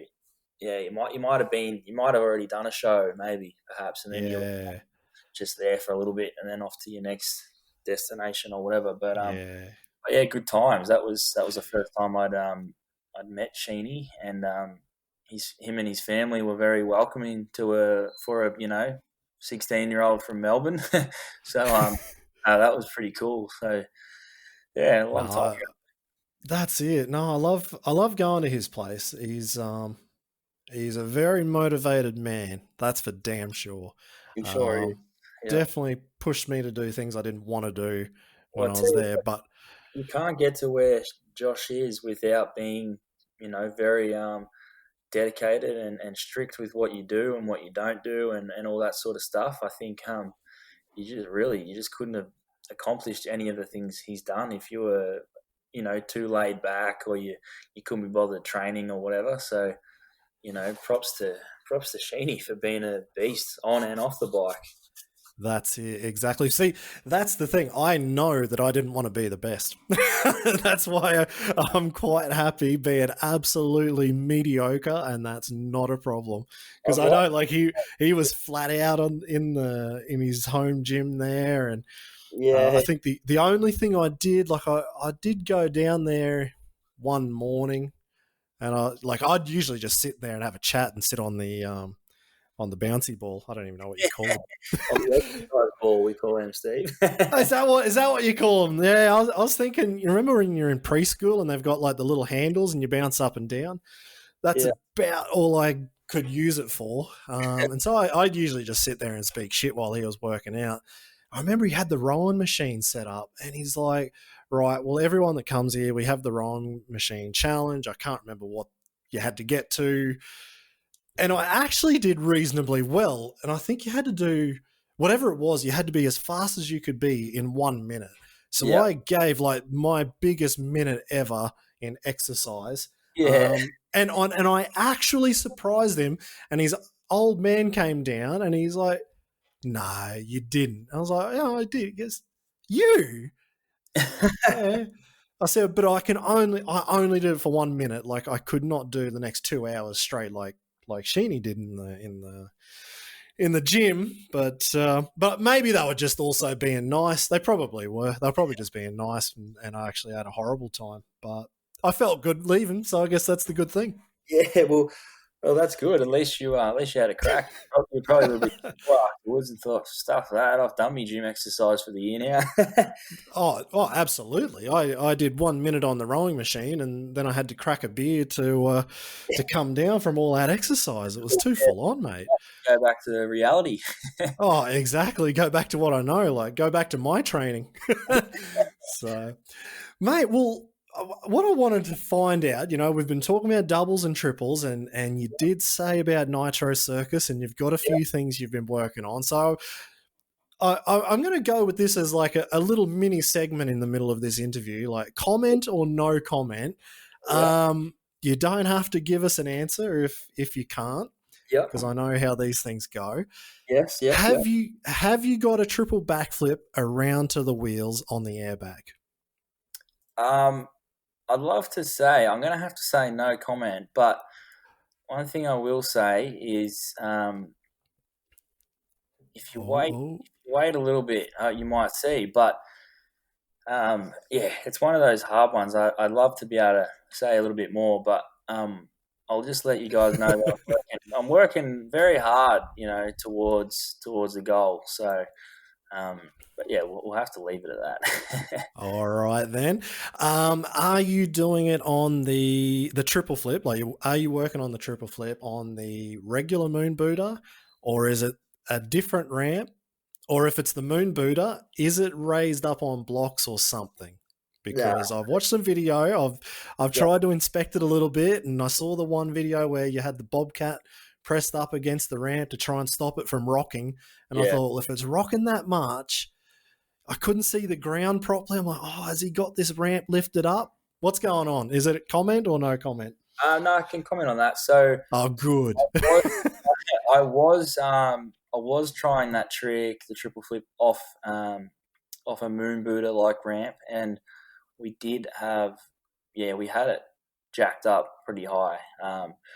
So that was obviously just to get a little bit more hang time and all that sort of stuff. But I can tell you, I did get 3 backflips around on that ramp, but um, it was very, very, very, very hard. And I think with that ramp, even when I nailed everything, like each step, the run up was good, the right amount of revs, the good pull, the good tuck and hook and everything. Even when I nailed every one of them steps, what I thought was as good as my ability, it was still coming around with the nose heavy sort of thing. So Yeah. I did hang on. I did definitely tuck and hang on to 3 a bunch of times on them for sure. Like probably, quite a few times.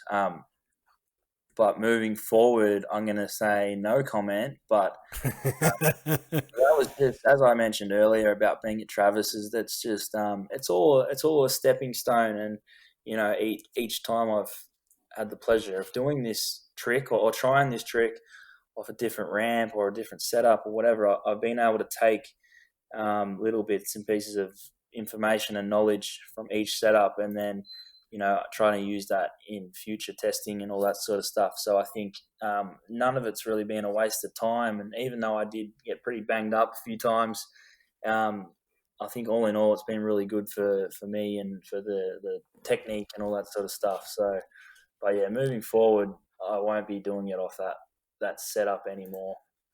Right. Okay. Well, that's answered one question, so that's good. Have you built the Pluto booter from Travis, like what Harry Bink has built? Uh, Comment or no comment? no comment on that one, but I'm not sure what you're talking about there. Sweet as. Are you looking at Harry Bink on Instagram and YouTube, and like, are you racing him to get this triple flip to dirt or on any ramp that you think is feasible? No, I wouldn't necessarily say racing, because I think to want to race someone for with such a dangerous trick, I think it's only going to end dangerous if you're doing it for for trying to come off first or whatever.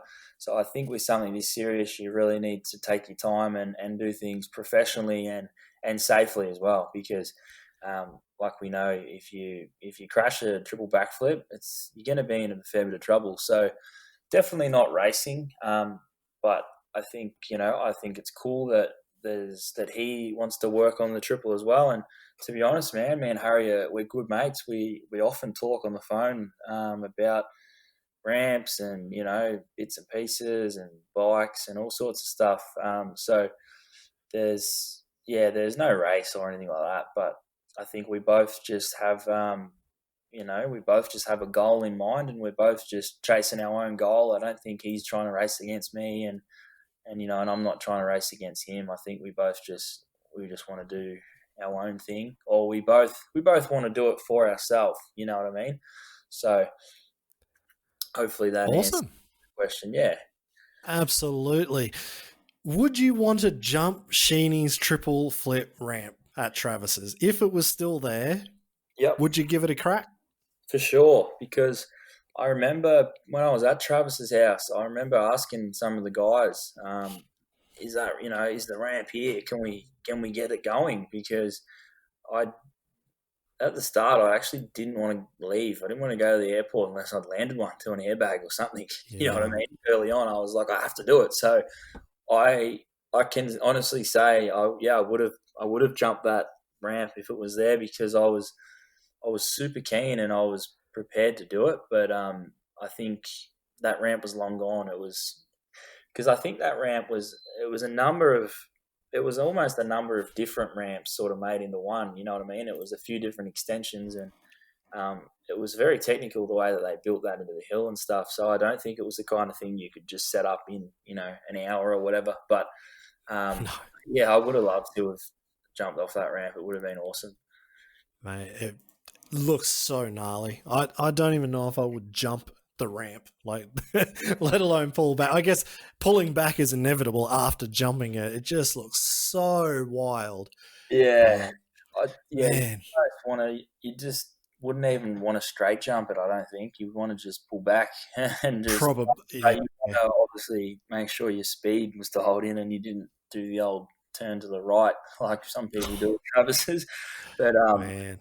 yeah, it was one of those things you'd have to make your mind up on the right then and there when you were ready to jump, whether you were straight jumping or flipping, because I think it's with that kind of stuff. If you think about it too much leading up, you end up almost psyching yourself out. So I think you just gotta roll up with the attitude of fuck it, I'm gonna I'm gonna have a crack, and then you just sort of figure it out as it goes. Absolutely. Right. Well, you've learnt from the first rider to really make the double backflip seem possible on almost a daily basis with Sinclair. Yep. Then Sheeny took that and he has really made it his own. Then he doubled down and showed the triple was possible. Are you looking at what Sheeny did with that triple flip, looking back at how Sinks then made the double possible on a reasonably regular basis? Do Yep. you feel that the triple can be done on a reasonably regular basis in the future? I certainly do, Steve. I think I've always thought that since being on this journey, and I definitely will.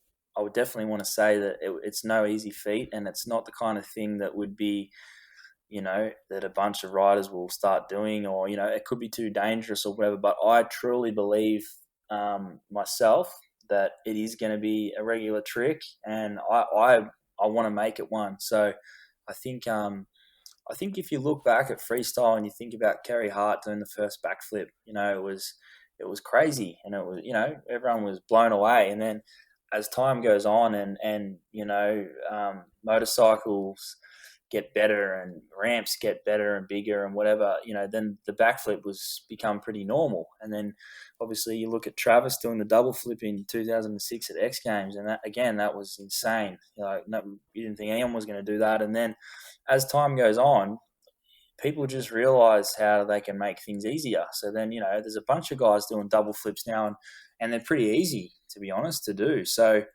I think as time goes on, you kind of, you figure things out. And, that's kind of how the sport moves forward and innovates, and it keeps, it keeps fans and people interested. So I think it's a great question that you asked, and that's definitely something that that I want to bring to life, and I do want to make it a possible a possible trick for shows or competitions, or wherever it wants to be. I definitely have a goal of making that just a normal trick. Well, you've actually brought up a pretty interesting point just there, like the progression of the sport, and for the fans to keep coming back for more, and for you to give them more as a rider. And the one thing that really pisses me off when I listen to like people in the motocross industry and in freestyle, and all the pessimism that, freestyle's not that it's dead, but it's like there's no more progression. And the big one is there's no new guys coming through. And I think that's an absolute load of crap, because there are guys like yourself and Harry and, let's say, Luke Ackerman in Germany. And there's a couple more riders like Jake May as well. I know he's really pushing it. Yeah, And I think it's just an absolute load of crap. But it's the same thing. You probably wouldn't even remember, but it's the same thing I heard 15 years ago when yeah, they're like, oh, it's just, it's going nowhere, and it's like the same negative thing from the same negative people. And whether it's brands that are like, you know, motocross is the only way to go and supercross is the only way to go, and they just can't see the bigger picture. Yeah, What's your thoughts on that as mate, an actual young guy who's actually doing it and you are pushing yeah, the sport? mate. My thoughts are exactly like yours. That I actually get I get pretty annoyed when I always hear people say, "Oh, what are you even bothering? You know, the sport's dead," or there's no, you know, the biggest one that people like to say now, there's no money in it. And I turn around and say, you know what? I'm doing this stuff because I love it.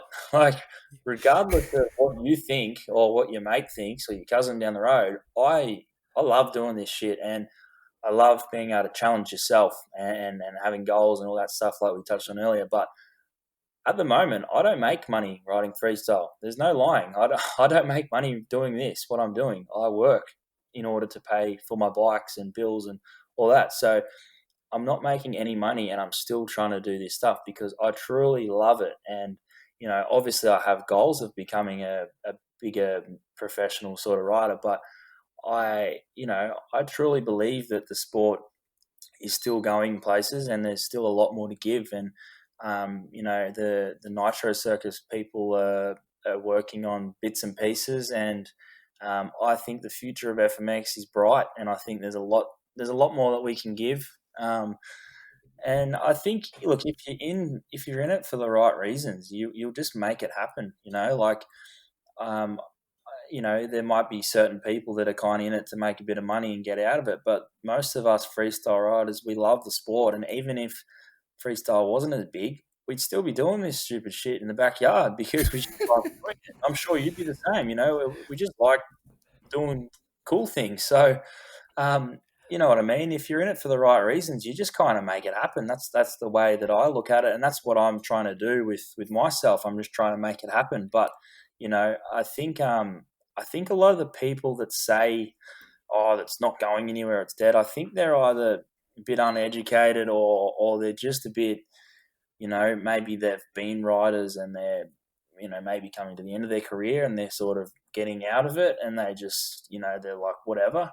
I might say maybe they were making more money back in the day. I don't know. I don't really get into that sort of stuff, but I just think the sports, it's still got plenty to give, and people like Nitro Circus, Night of the Jumps, all these people are going to help create, many more years of work for freestyle riders. So as long as we all work together and we keep doing cool shit on the bike, it's not just going to die out. Like there's a lot of fans, and there's a lot of good riders out there, and hopefully after COVID we can all kind of rebuild and continue with shows like I know you and Night of the Jumps and everything are working on. So I think I think we're totally fine. I think no one needs to stress. We just got to keep putting in the hard yards and working towards making the sport even bigger than what it is. I think we're in good hands.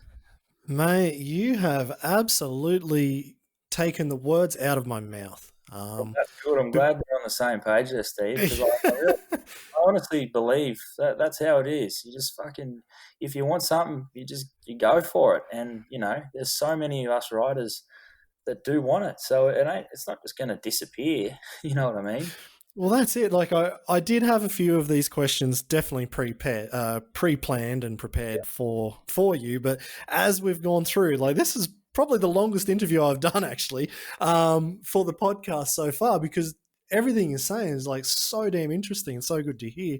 But I could tell you were going to probably answer that how I would have, Yeah, and that's the thing. Like I never started freestyle to make money. I only ever did it because I wanted to do it, exactly right. and every crash I ever had, and like laying up in hospital and all those things, like, oh, was it worth it? I'm like, fuck, I would have crashed at a show for money, or I would have crashed at home for nothing, but I would have been doing the exact same thing Exactly whether right. I was here or whether I was there. Like that is absolutely of no concern.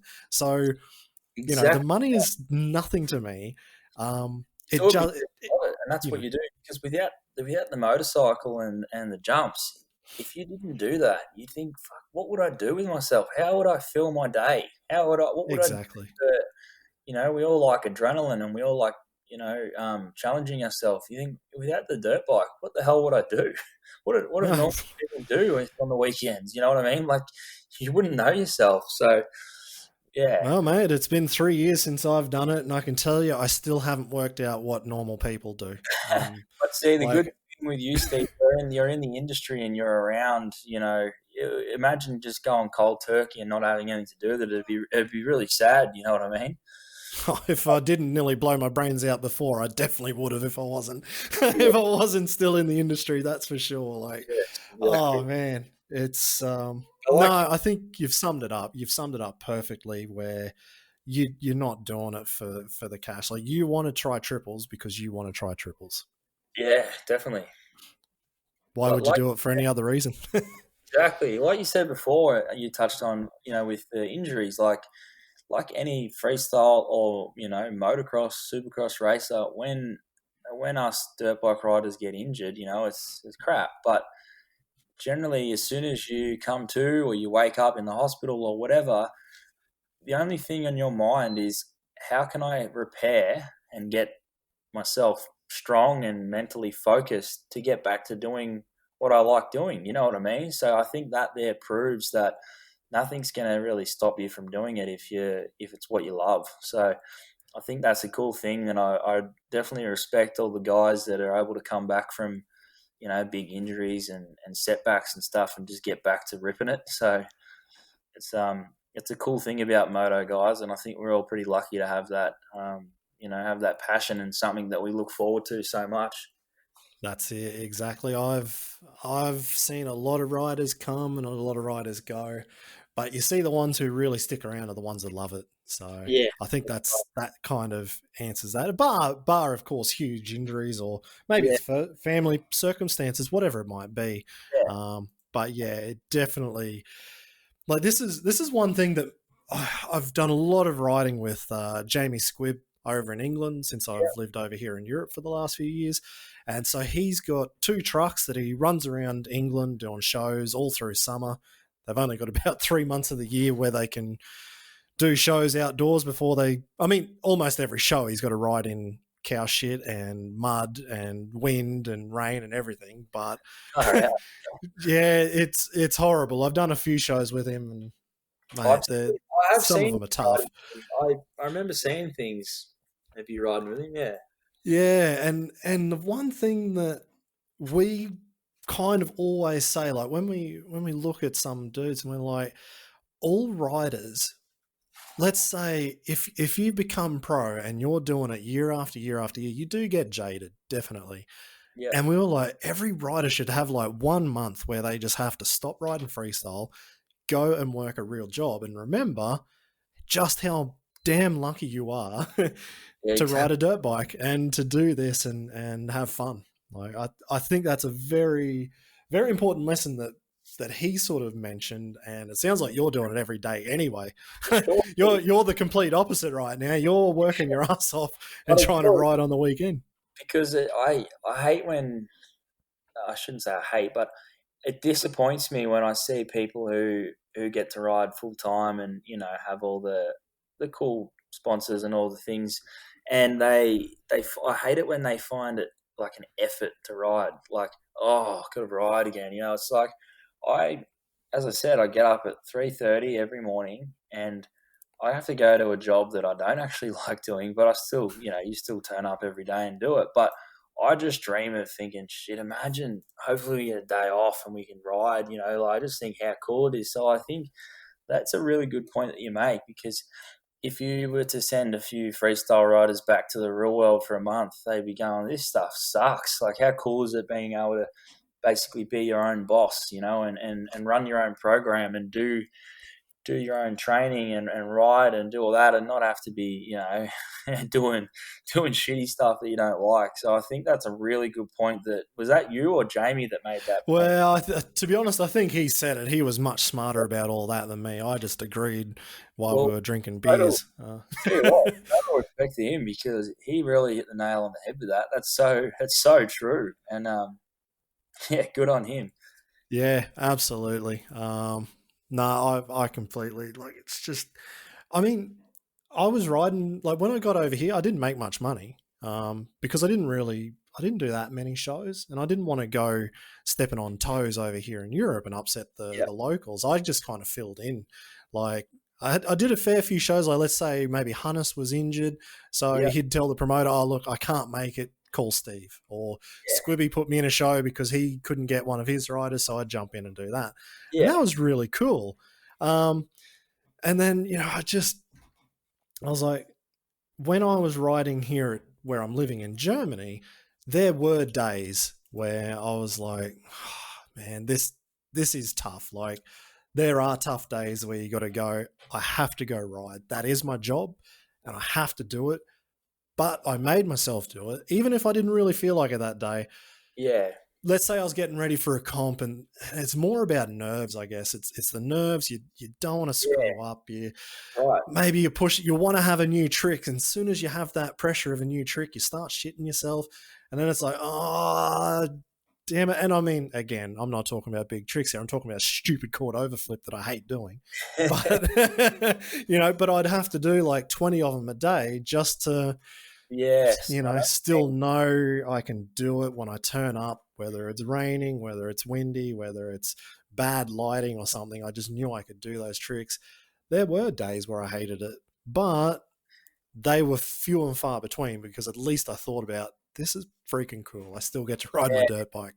that's right. And I think one cool thing about being a pro rider too, if it does, say it does rain and you don't get to go riding or something, like I always just think, damn, I'd just love to be able to spend the day in the shed, pulling the bike apart and polishing up bits and pieces. And you know what I mean? You can kind of schedule things out how you want. Say you want to ride 3 times a week or 4 times a week, but on the other days you can work on your body. You can go to the physio. You can, put some new handlebar grips on your bike or whatever. I just think that whole aspect of just being involved with your bike and always trying to better your program or your machine or whatever. I just like that whole idea of being able to sort of put everything into your sport, your job. You know what I mean? So I think it's pretty cool.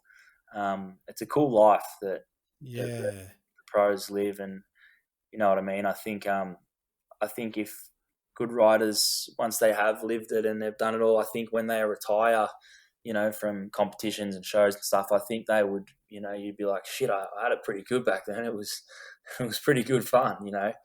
So Mate, absolutely. That's what I'm thinking right now. Like I'm completely on the opposite end of your scale. Like yeah, I trained, but I only trained on my bike. I only rode freestyle, and like I said, this we've got a sandy track here at Fabian's place, so I'd ride the track, I'd ride freestyle. That was my training. Maybe I'd go for a pushy ride, bicycle ride up in the hills.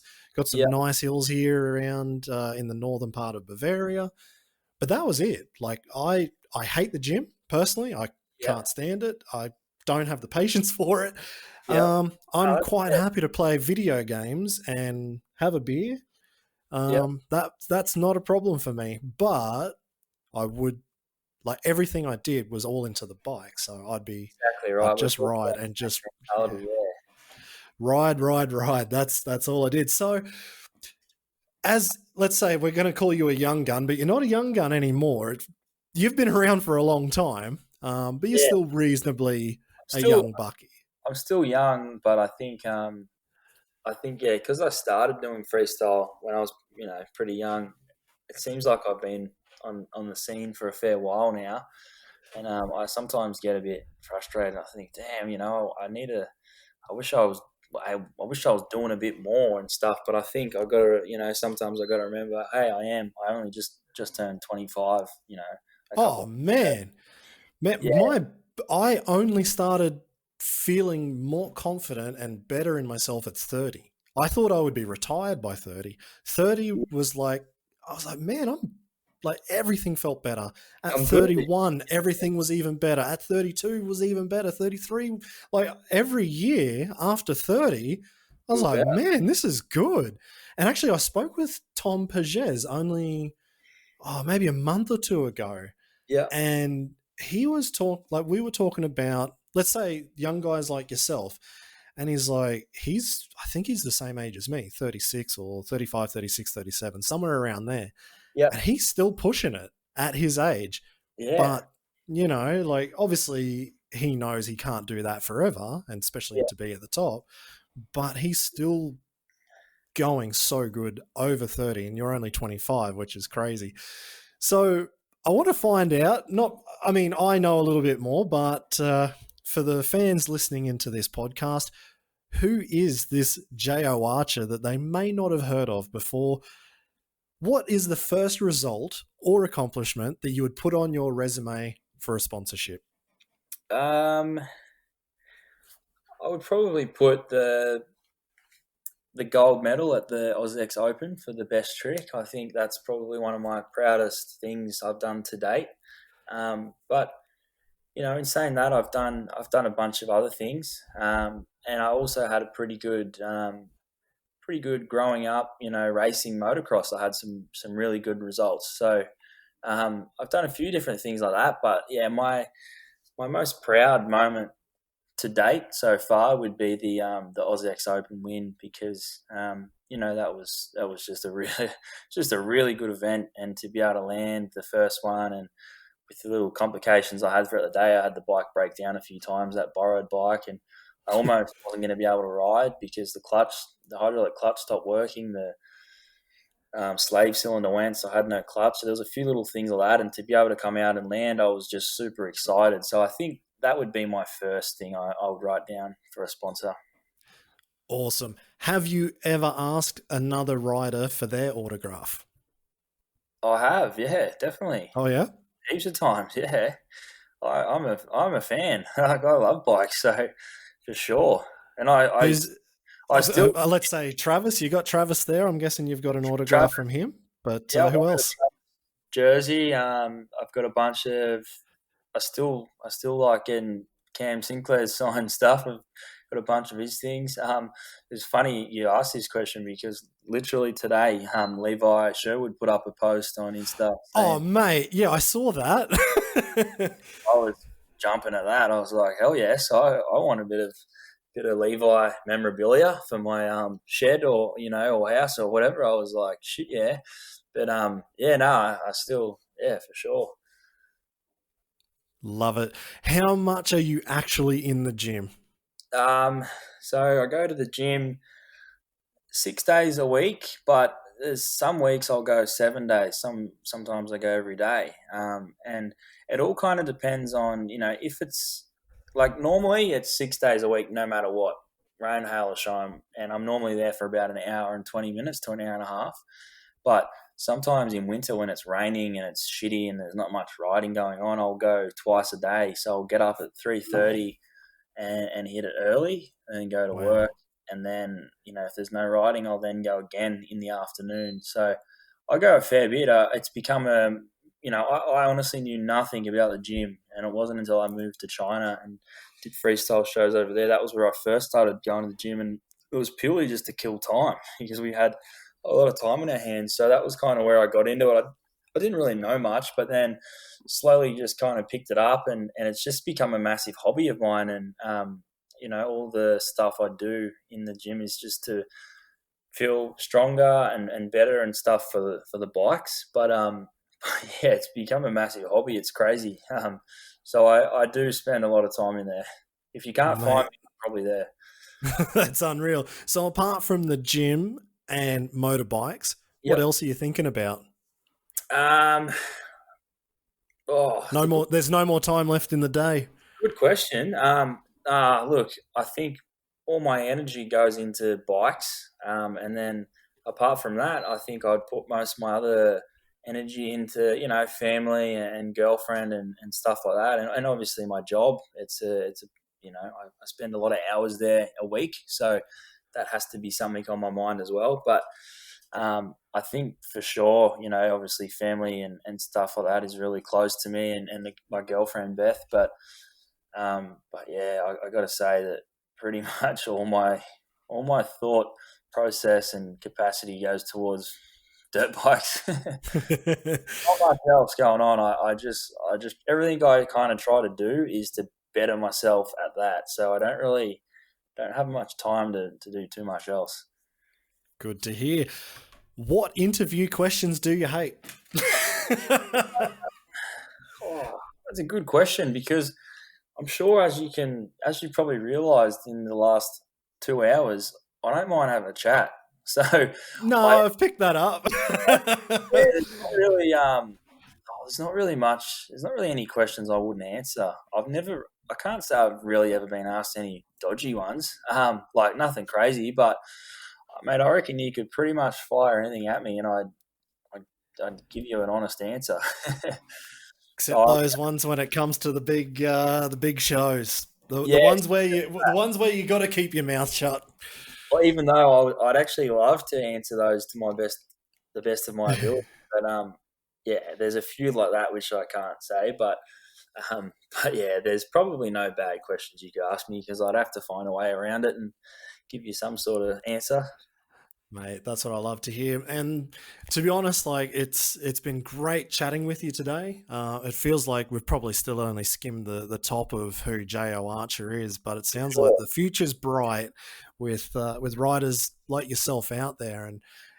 And that the answer you gave before about the pessimism that others have and you don't see that's absolutely ideal, I think, in let's say freestyle motocross moving forward as a sport, but also all action sports. Like it feels like it's this massive generational change where, all action sports are becoming a little bit less relevant, maybe because of social media, because there's so much saturation, or people just into more things. Like you've just got Netflix on call all day. Like I'm not scared to sit down and watch Netflix for 12 hours. That's easy.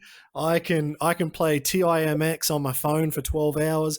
Not a problem. Like, so it's harder to keep people's attention. But I think with guys like yourself pushing because you want to push, that is the way to go forward. And I don't know, like, as long as I'm in, luckily, the position I'm in at Night of the Jumps, which honestly, that just fell into my lap. I didn't go looking for this. I'd love to have you at Night of the Jumps at as many events as we can have you at. Well, you just sound like the right person to have there, and it sounds like sports in the right hands. I think so, for sure, mate, and I appreciate that. And I want to give a quick plug to my social media. If anyone has had a listen to this and they, want to get to know me more or anything like that, one thing I'm really, really big on with Instagram is no matter who it is or what time it is or anything like that, I always read every message and reply, because, I find it so cool that people want to chat with me and, get to meet people from different countries and all that sort of stuff. So if you're on Instagram, search up Jayo Archer and follow me, or don't follow me if you want, but just check it out. As I said, I love being able to chat with people, and even if I can give any advice on motorbikes or anything like that, so that'd be cool. And then obviously massive thanks to you, Steve, for having me on and letting me talk your ear off for the last 2 hours and 3 minutes and 15 seconds.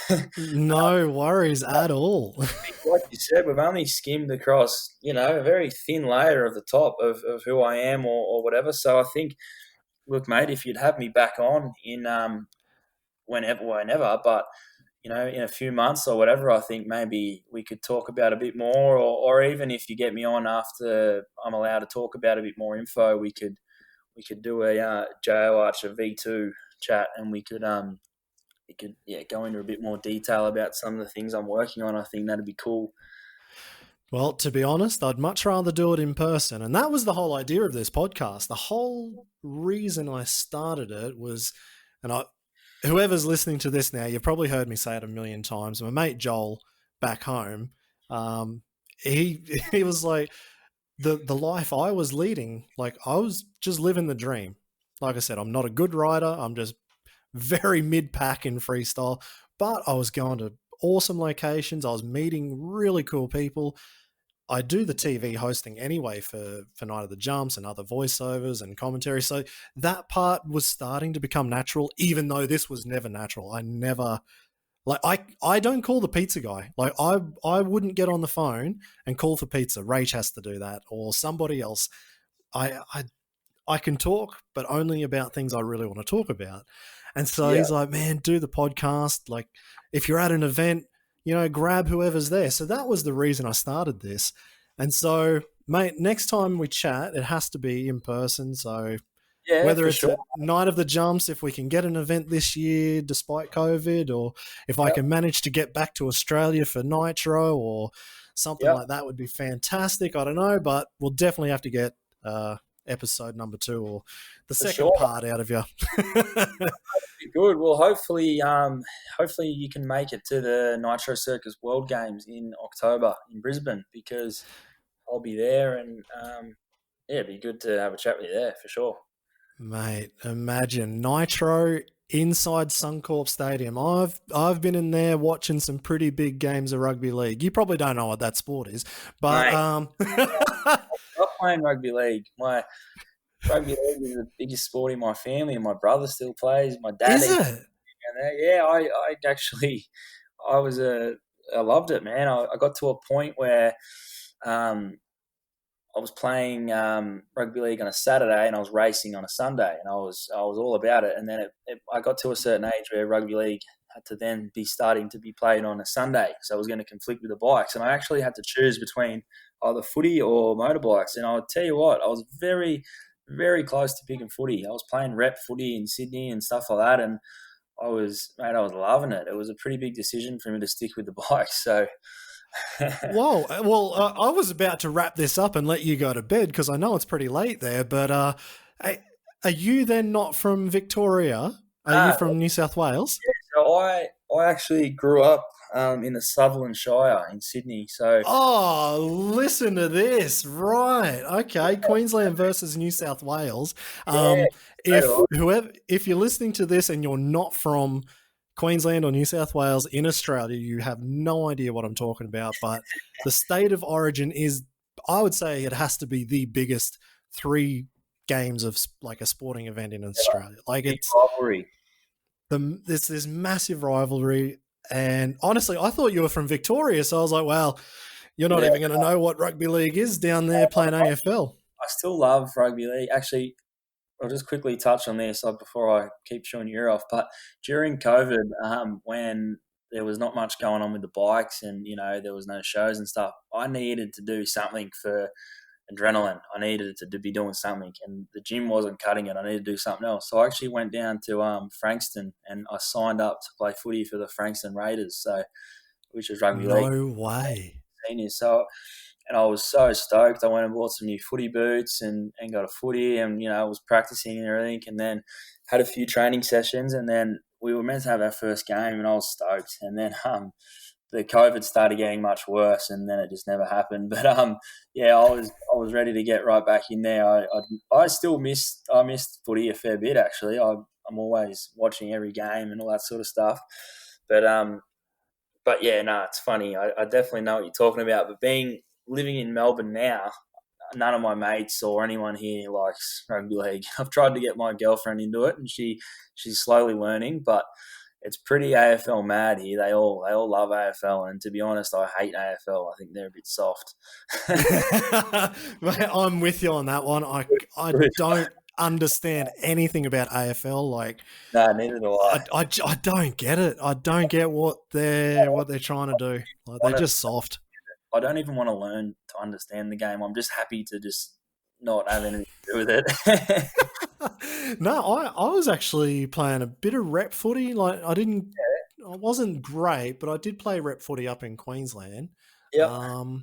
But it was actually, I was kind of the same. I think I got to the under 16s, and That's about when it changed. Yeah.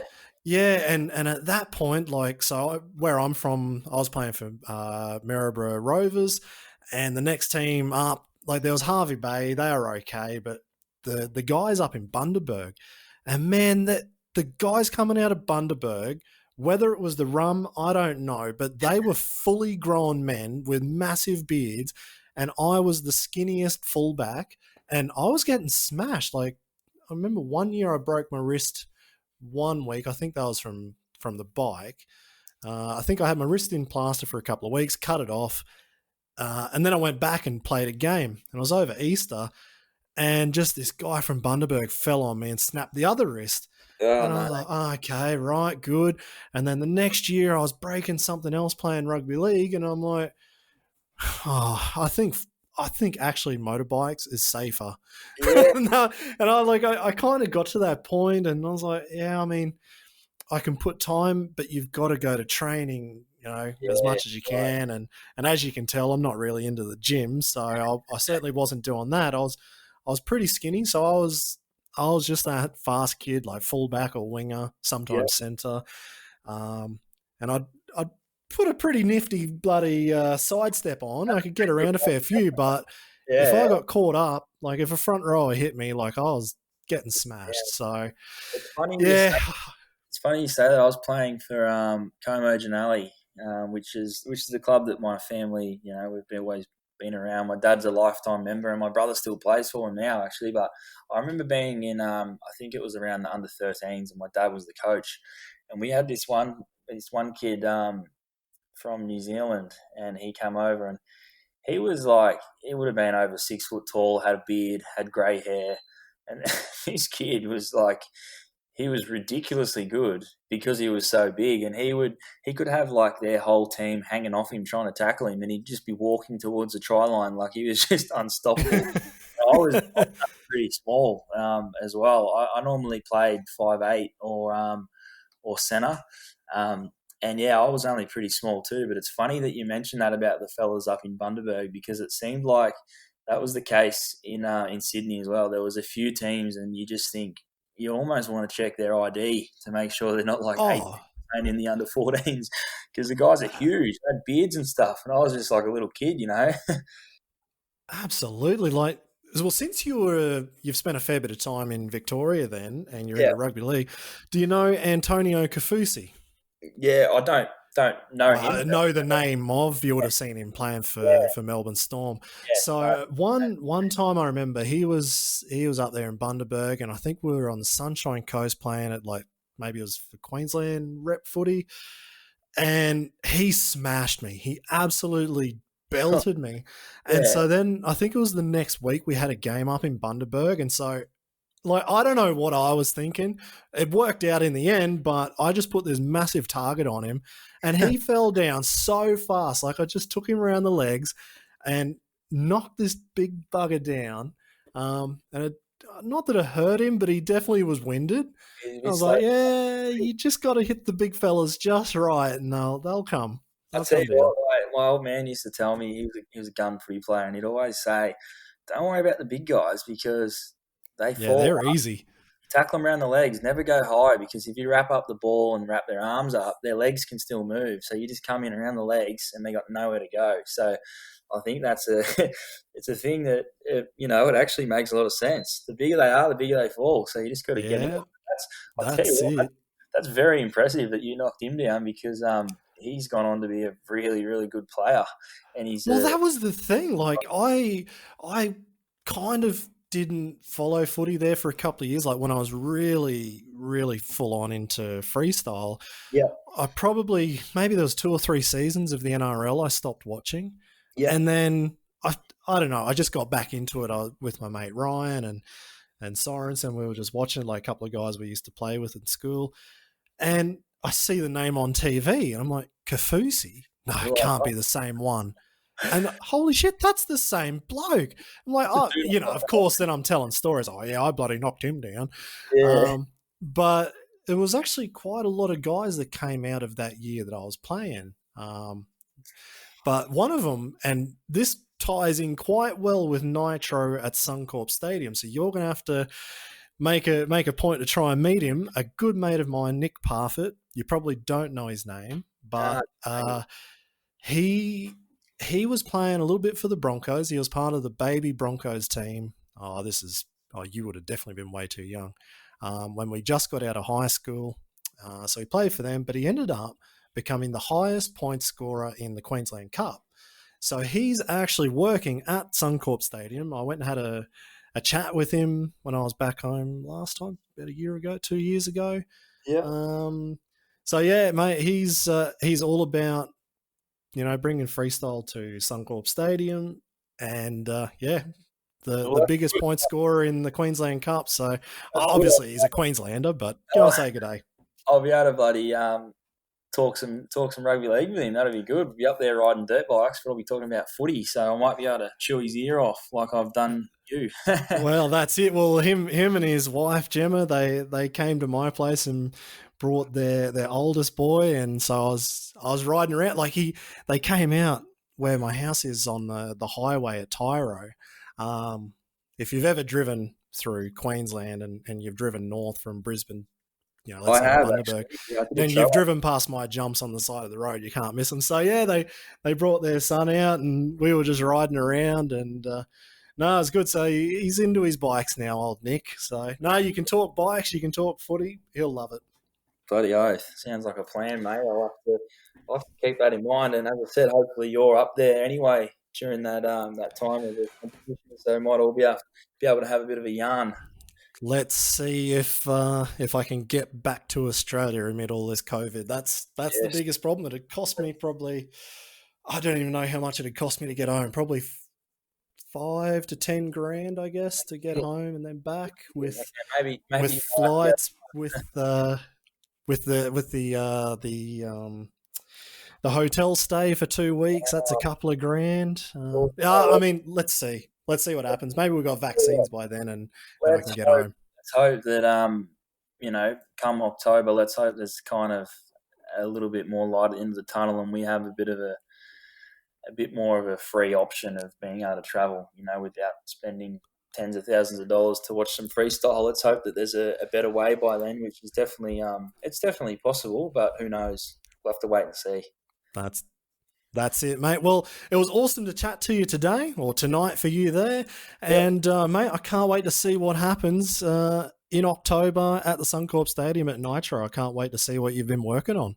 Me too, Steve. I'm looking forward to it, and I can't wait to show everyone. And yeah, once again, I'd just like to say a big thanks for having me on the podcast. I've had a good time, and it's good to have a chat with some old friends and talk about some cool shit that we've done or we've seen or whatever. So that was really good, mate. And look forward to catching up with you. And as I said before, if anyone wants to get in touch with me, message me or whatever, jump on Instagram, and I'd love to have a chat with some new people or fans or whatever, and it'd be cool. So thank you, Steve. I'm off to bed. I'm going to be up. I'm going to be up in 4 hours to go to the gym. Mate, you are an absolute animal. No stuffing around here, Steve. No, I bet there's not. Nah, thank you so much, mate, and we'll catch up soon. All right, sounds great. Thanks, mate. See ya. Well, I'm actually blown away with Jayo's dedication and his motivation. It's been a few winters since I saw him last, but it's great to hear he is just as pumped about riding his dirt bike now as he was when he was like 15 or 16 when I first met him. I think the sport of freestyle motocross is definitely in the right hands with someone like Jayo. And imagine if he put the tools down and actually rode freestyle full time. The crazy thing is, this guy is landing double backflips in competitions, and he's working on a triple backflip, and he's not even riding freestyle full time. Maybe once a week if he's lucky, like he said. Imagine now, what the hell could this guy be doing if he was actually riding 6 days a week? He would be absolutely unstoppable. So this is actually my call out to anyone who has some sort of marketing pull within any brand, and you're looking to promote your brand through well-respected athletes. I don't think you could get much better than working with Jayo Archer right now. Once events are up and running again, I'll be pumped if he wants to come and compete at the World Championships of Freestyle Motocross at Night of the Jumps, and also the brand new Freeride MX World Tour that we've also got coming up very, very soon. The invite will be there for him if he accepts it this year for sure. And obviously with Nitro Circus World Games and the Nitro Tours coming up as well, that could potentially be a huge amount of growth right there.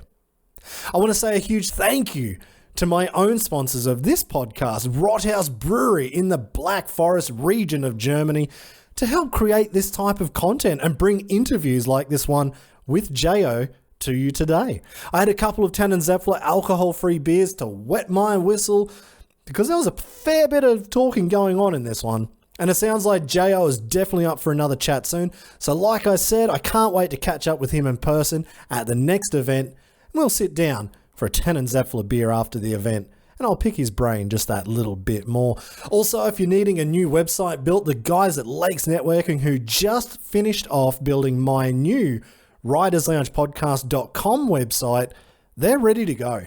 I even had them update the back end of my old stevesummerfeld.com website, which is probably, oh man, that must be 10 years older, probably older.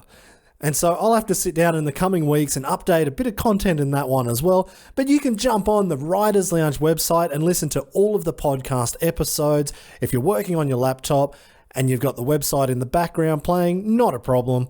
Or if you want to find out more info on any of the guests that we've had here or some news in freestyle motocross or action sports in general, I'll definitely be bringing more to the Riders Lounge podcast website as well. If you haven't checked out the merch already, it's actually been really good. The support from you guys has been fantastic, and I probably won't do it for everyone, but after listening to Jayo Archer and his story on the triple backflip and having the ramp up on blocks and seeing the video of this moon booter or his version up against the Bobcat and just working out his exit angles and trying to work out how to make this ramp work for a triple backflip, thought, you know what, let's make this into a design. So probably by the time you have listened to this episode, there should be a new shirt up. I'll put a link in the description. And if you want to jump on it and help support the Riders Lounge podcast and the people who are involved, like the guests, it would be absolutely fantastic. Like every episode, links to all the things I've spoken about are in the show description of this podcast. Check them out if it's faster than searching on Google. Also, if you could share the podcast with your friends or who you think might enjoy it, that would be absolutely unreal. Leave a comment, subscribe, do what you need to do. It would be absolutely fantastic for the podcast. And thank you so much again for tuning in. And we'll see you again next time on the Riders Lounge podcast.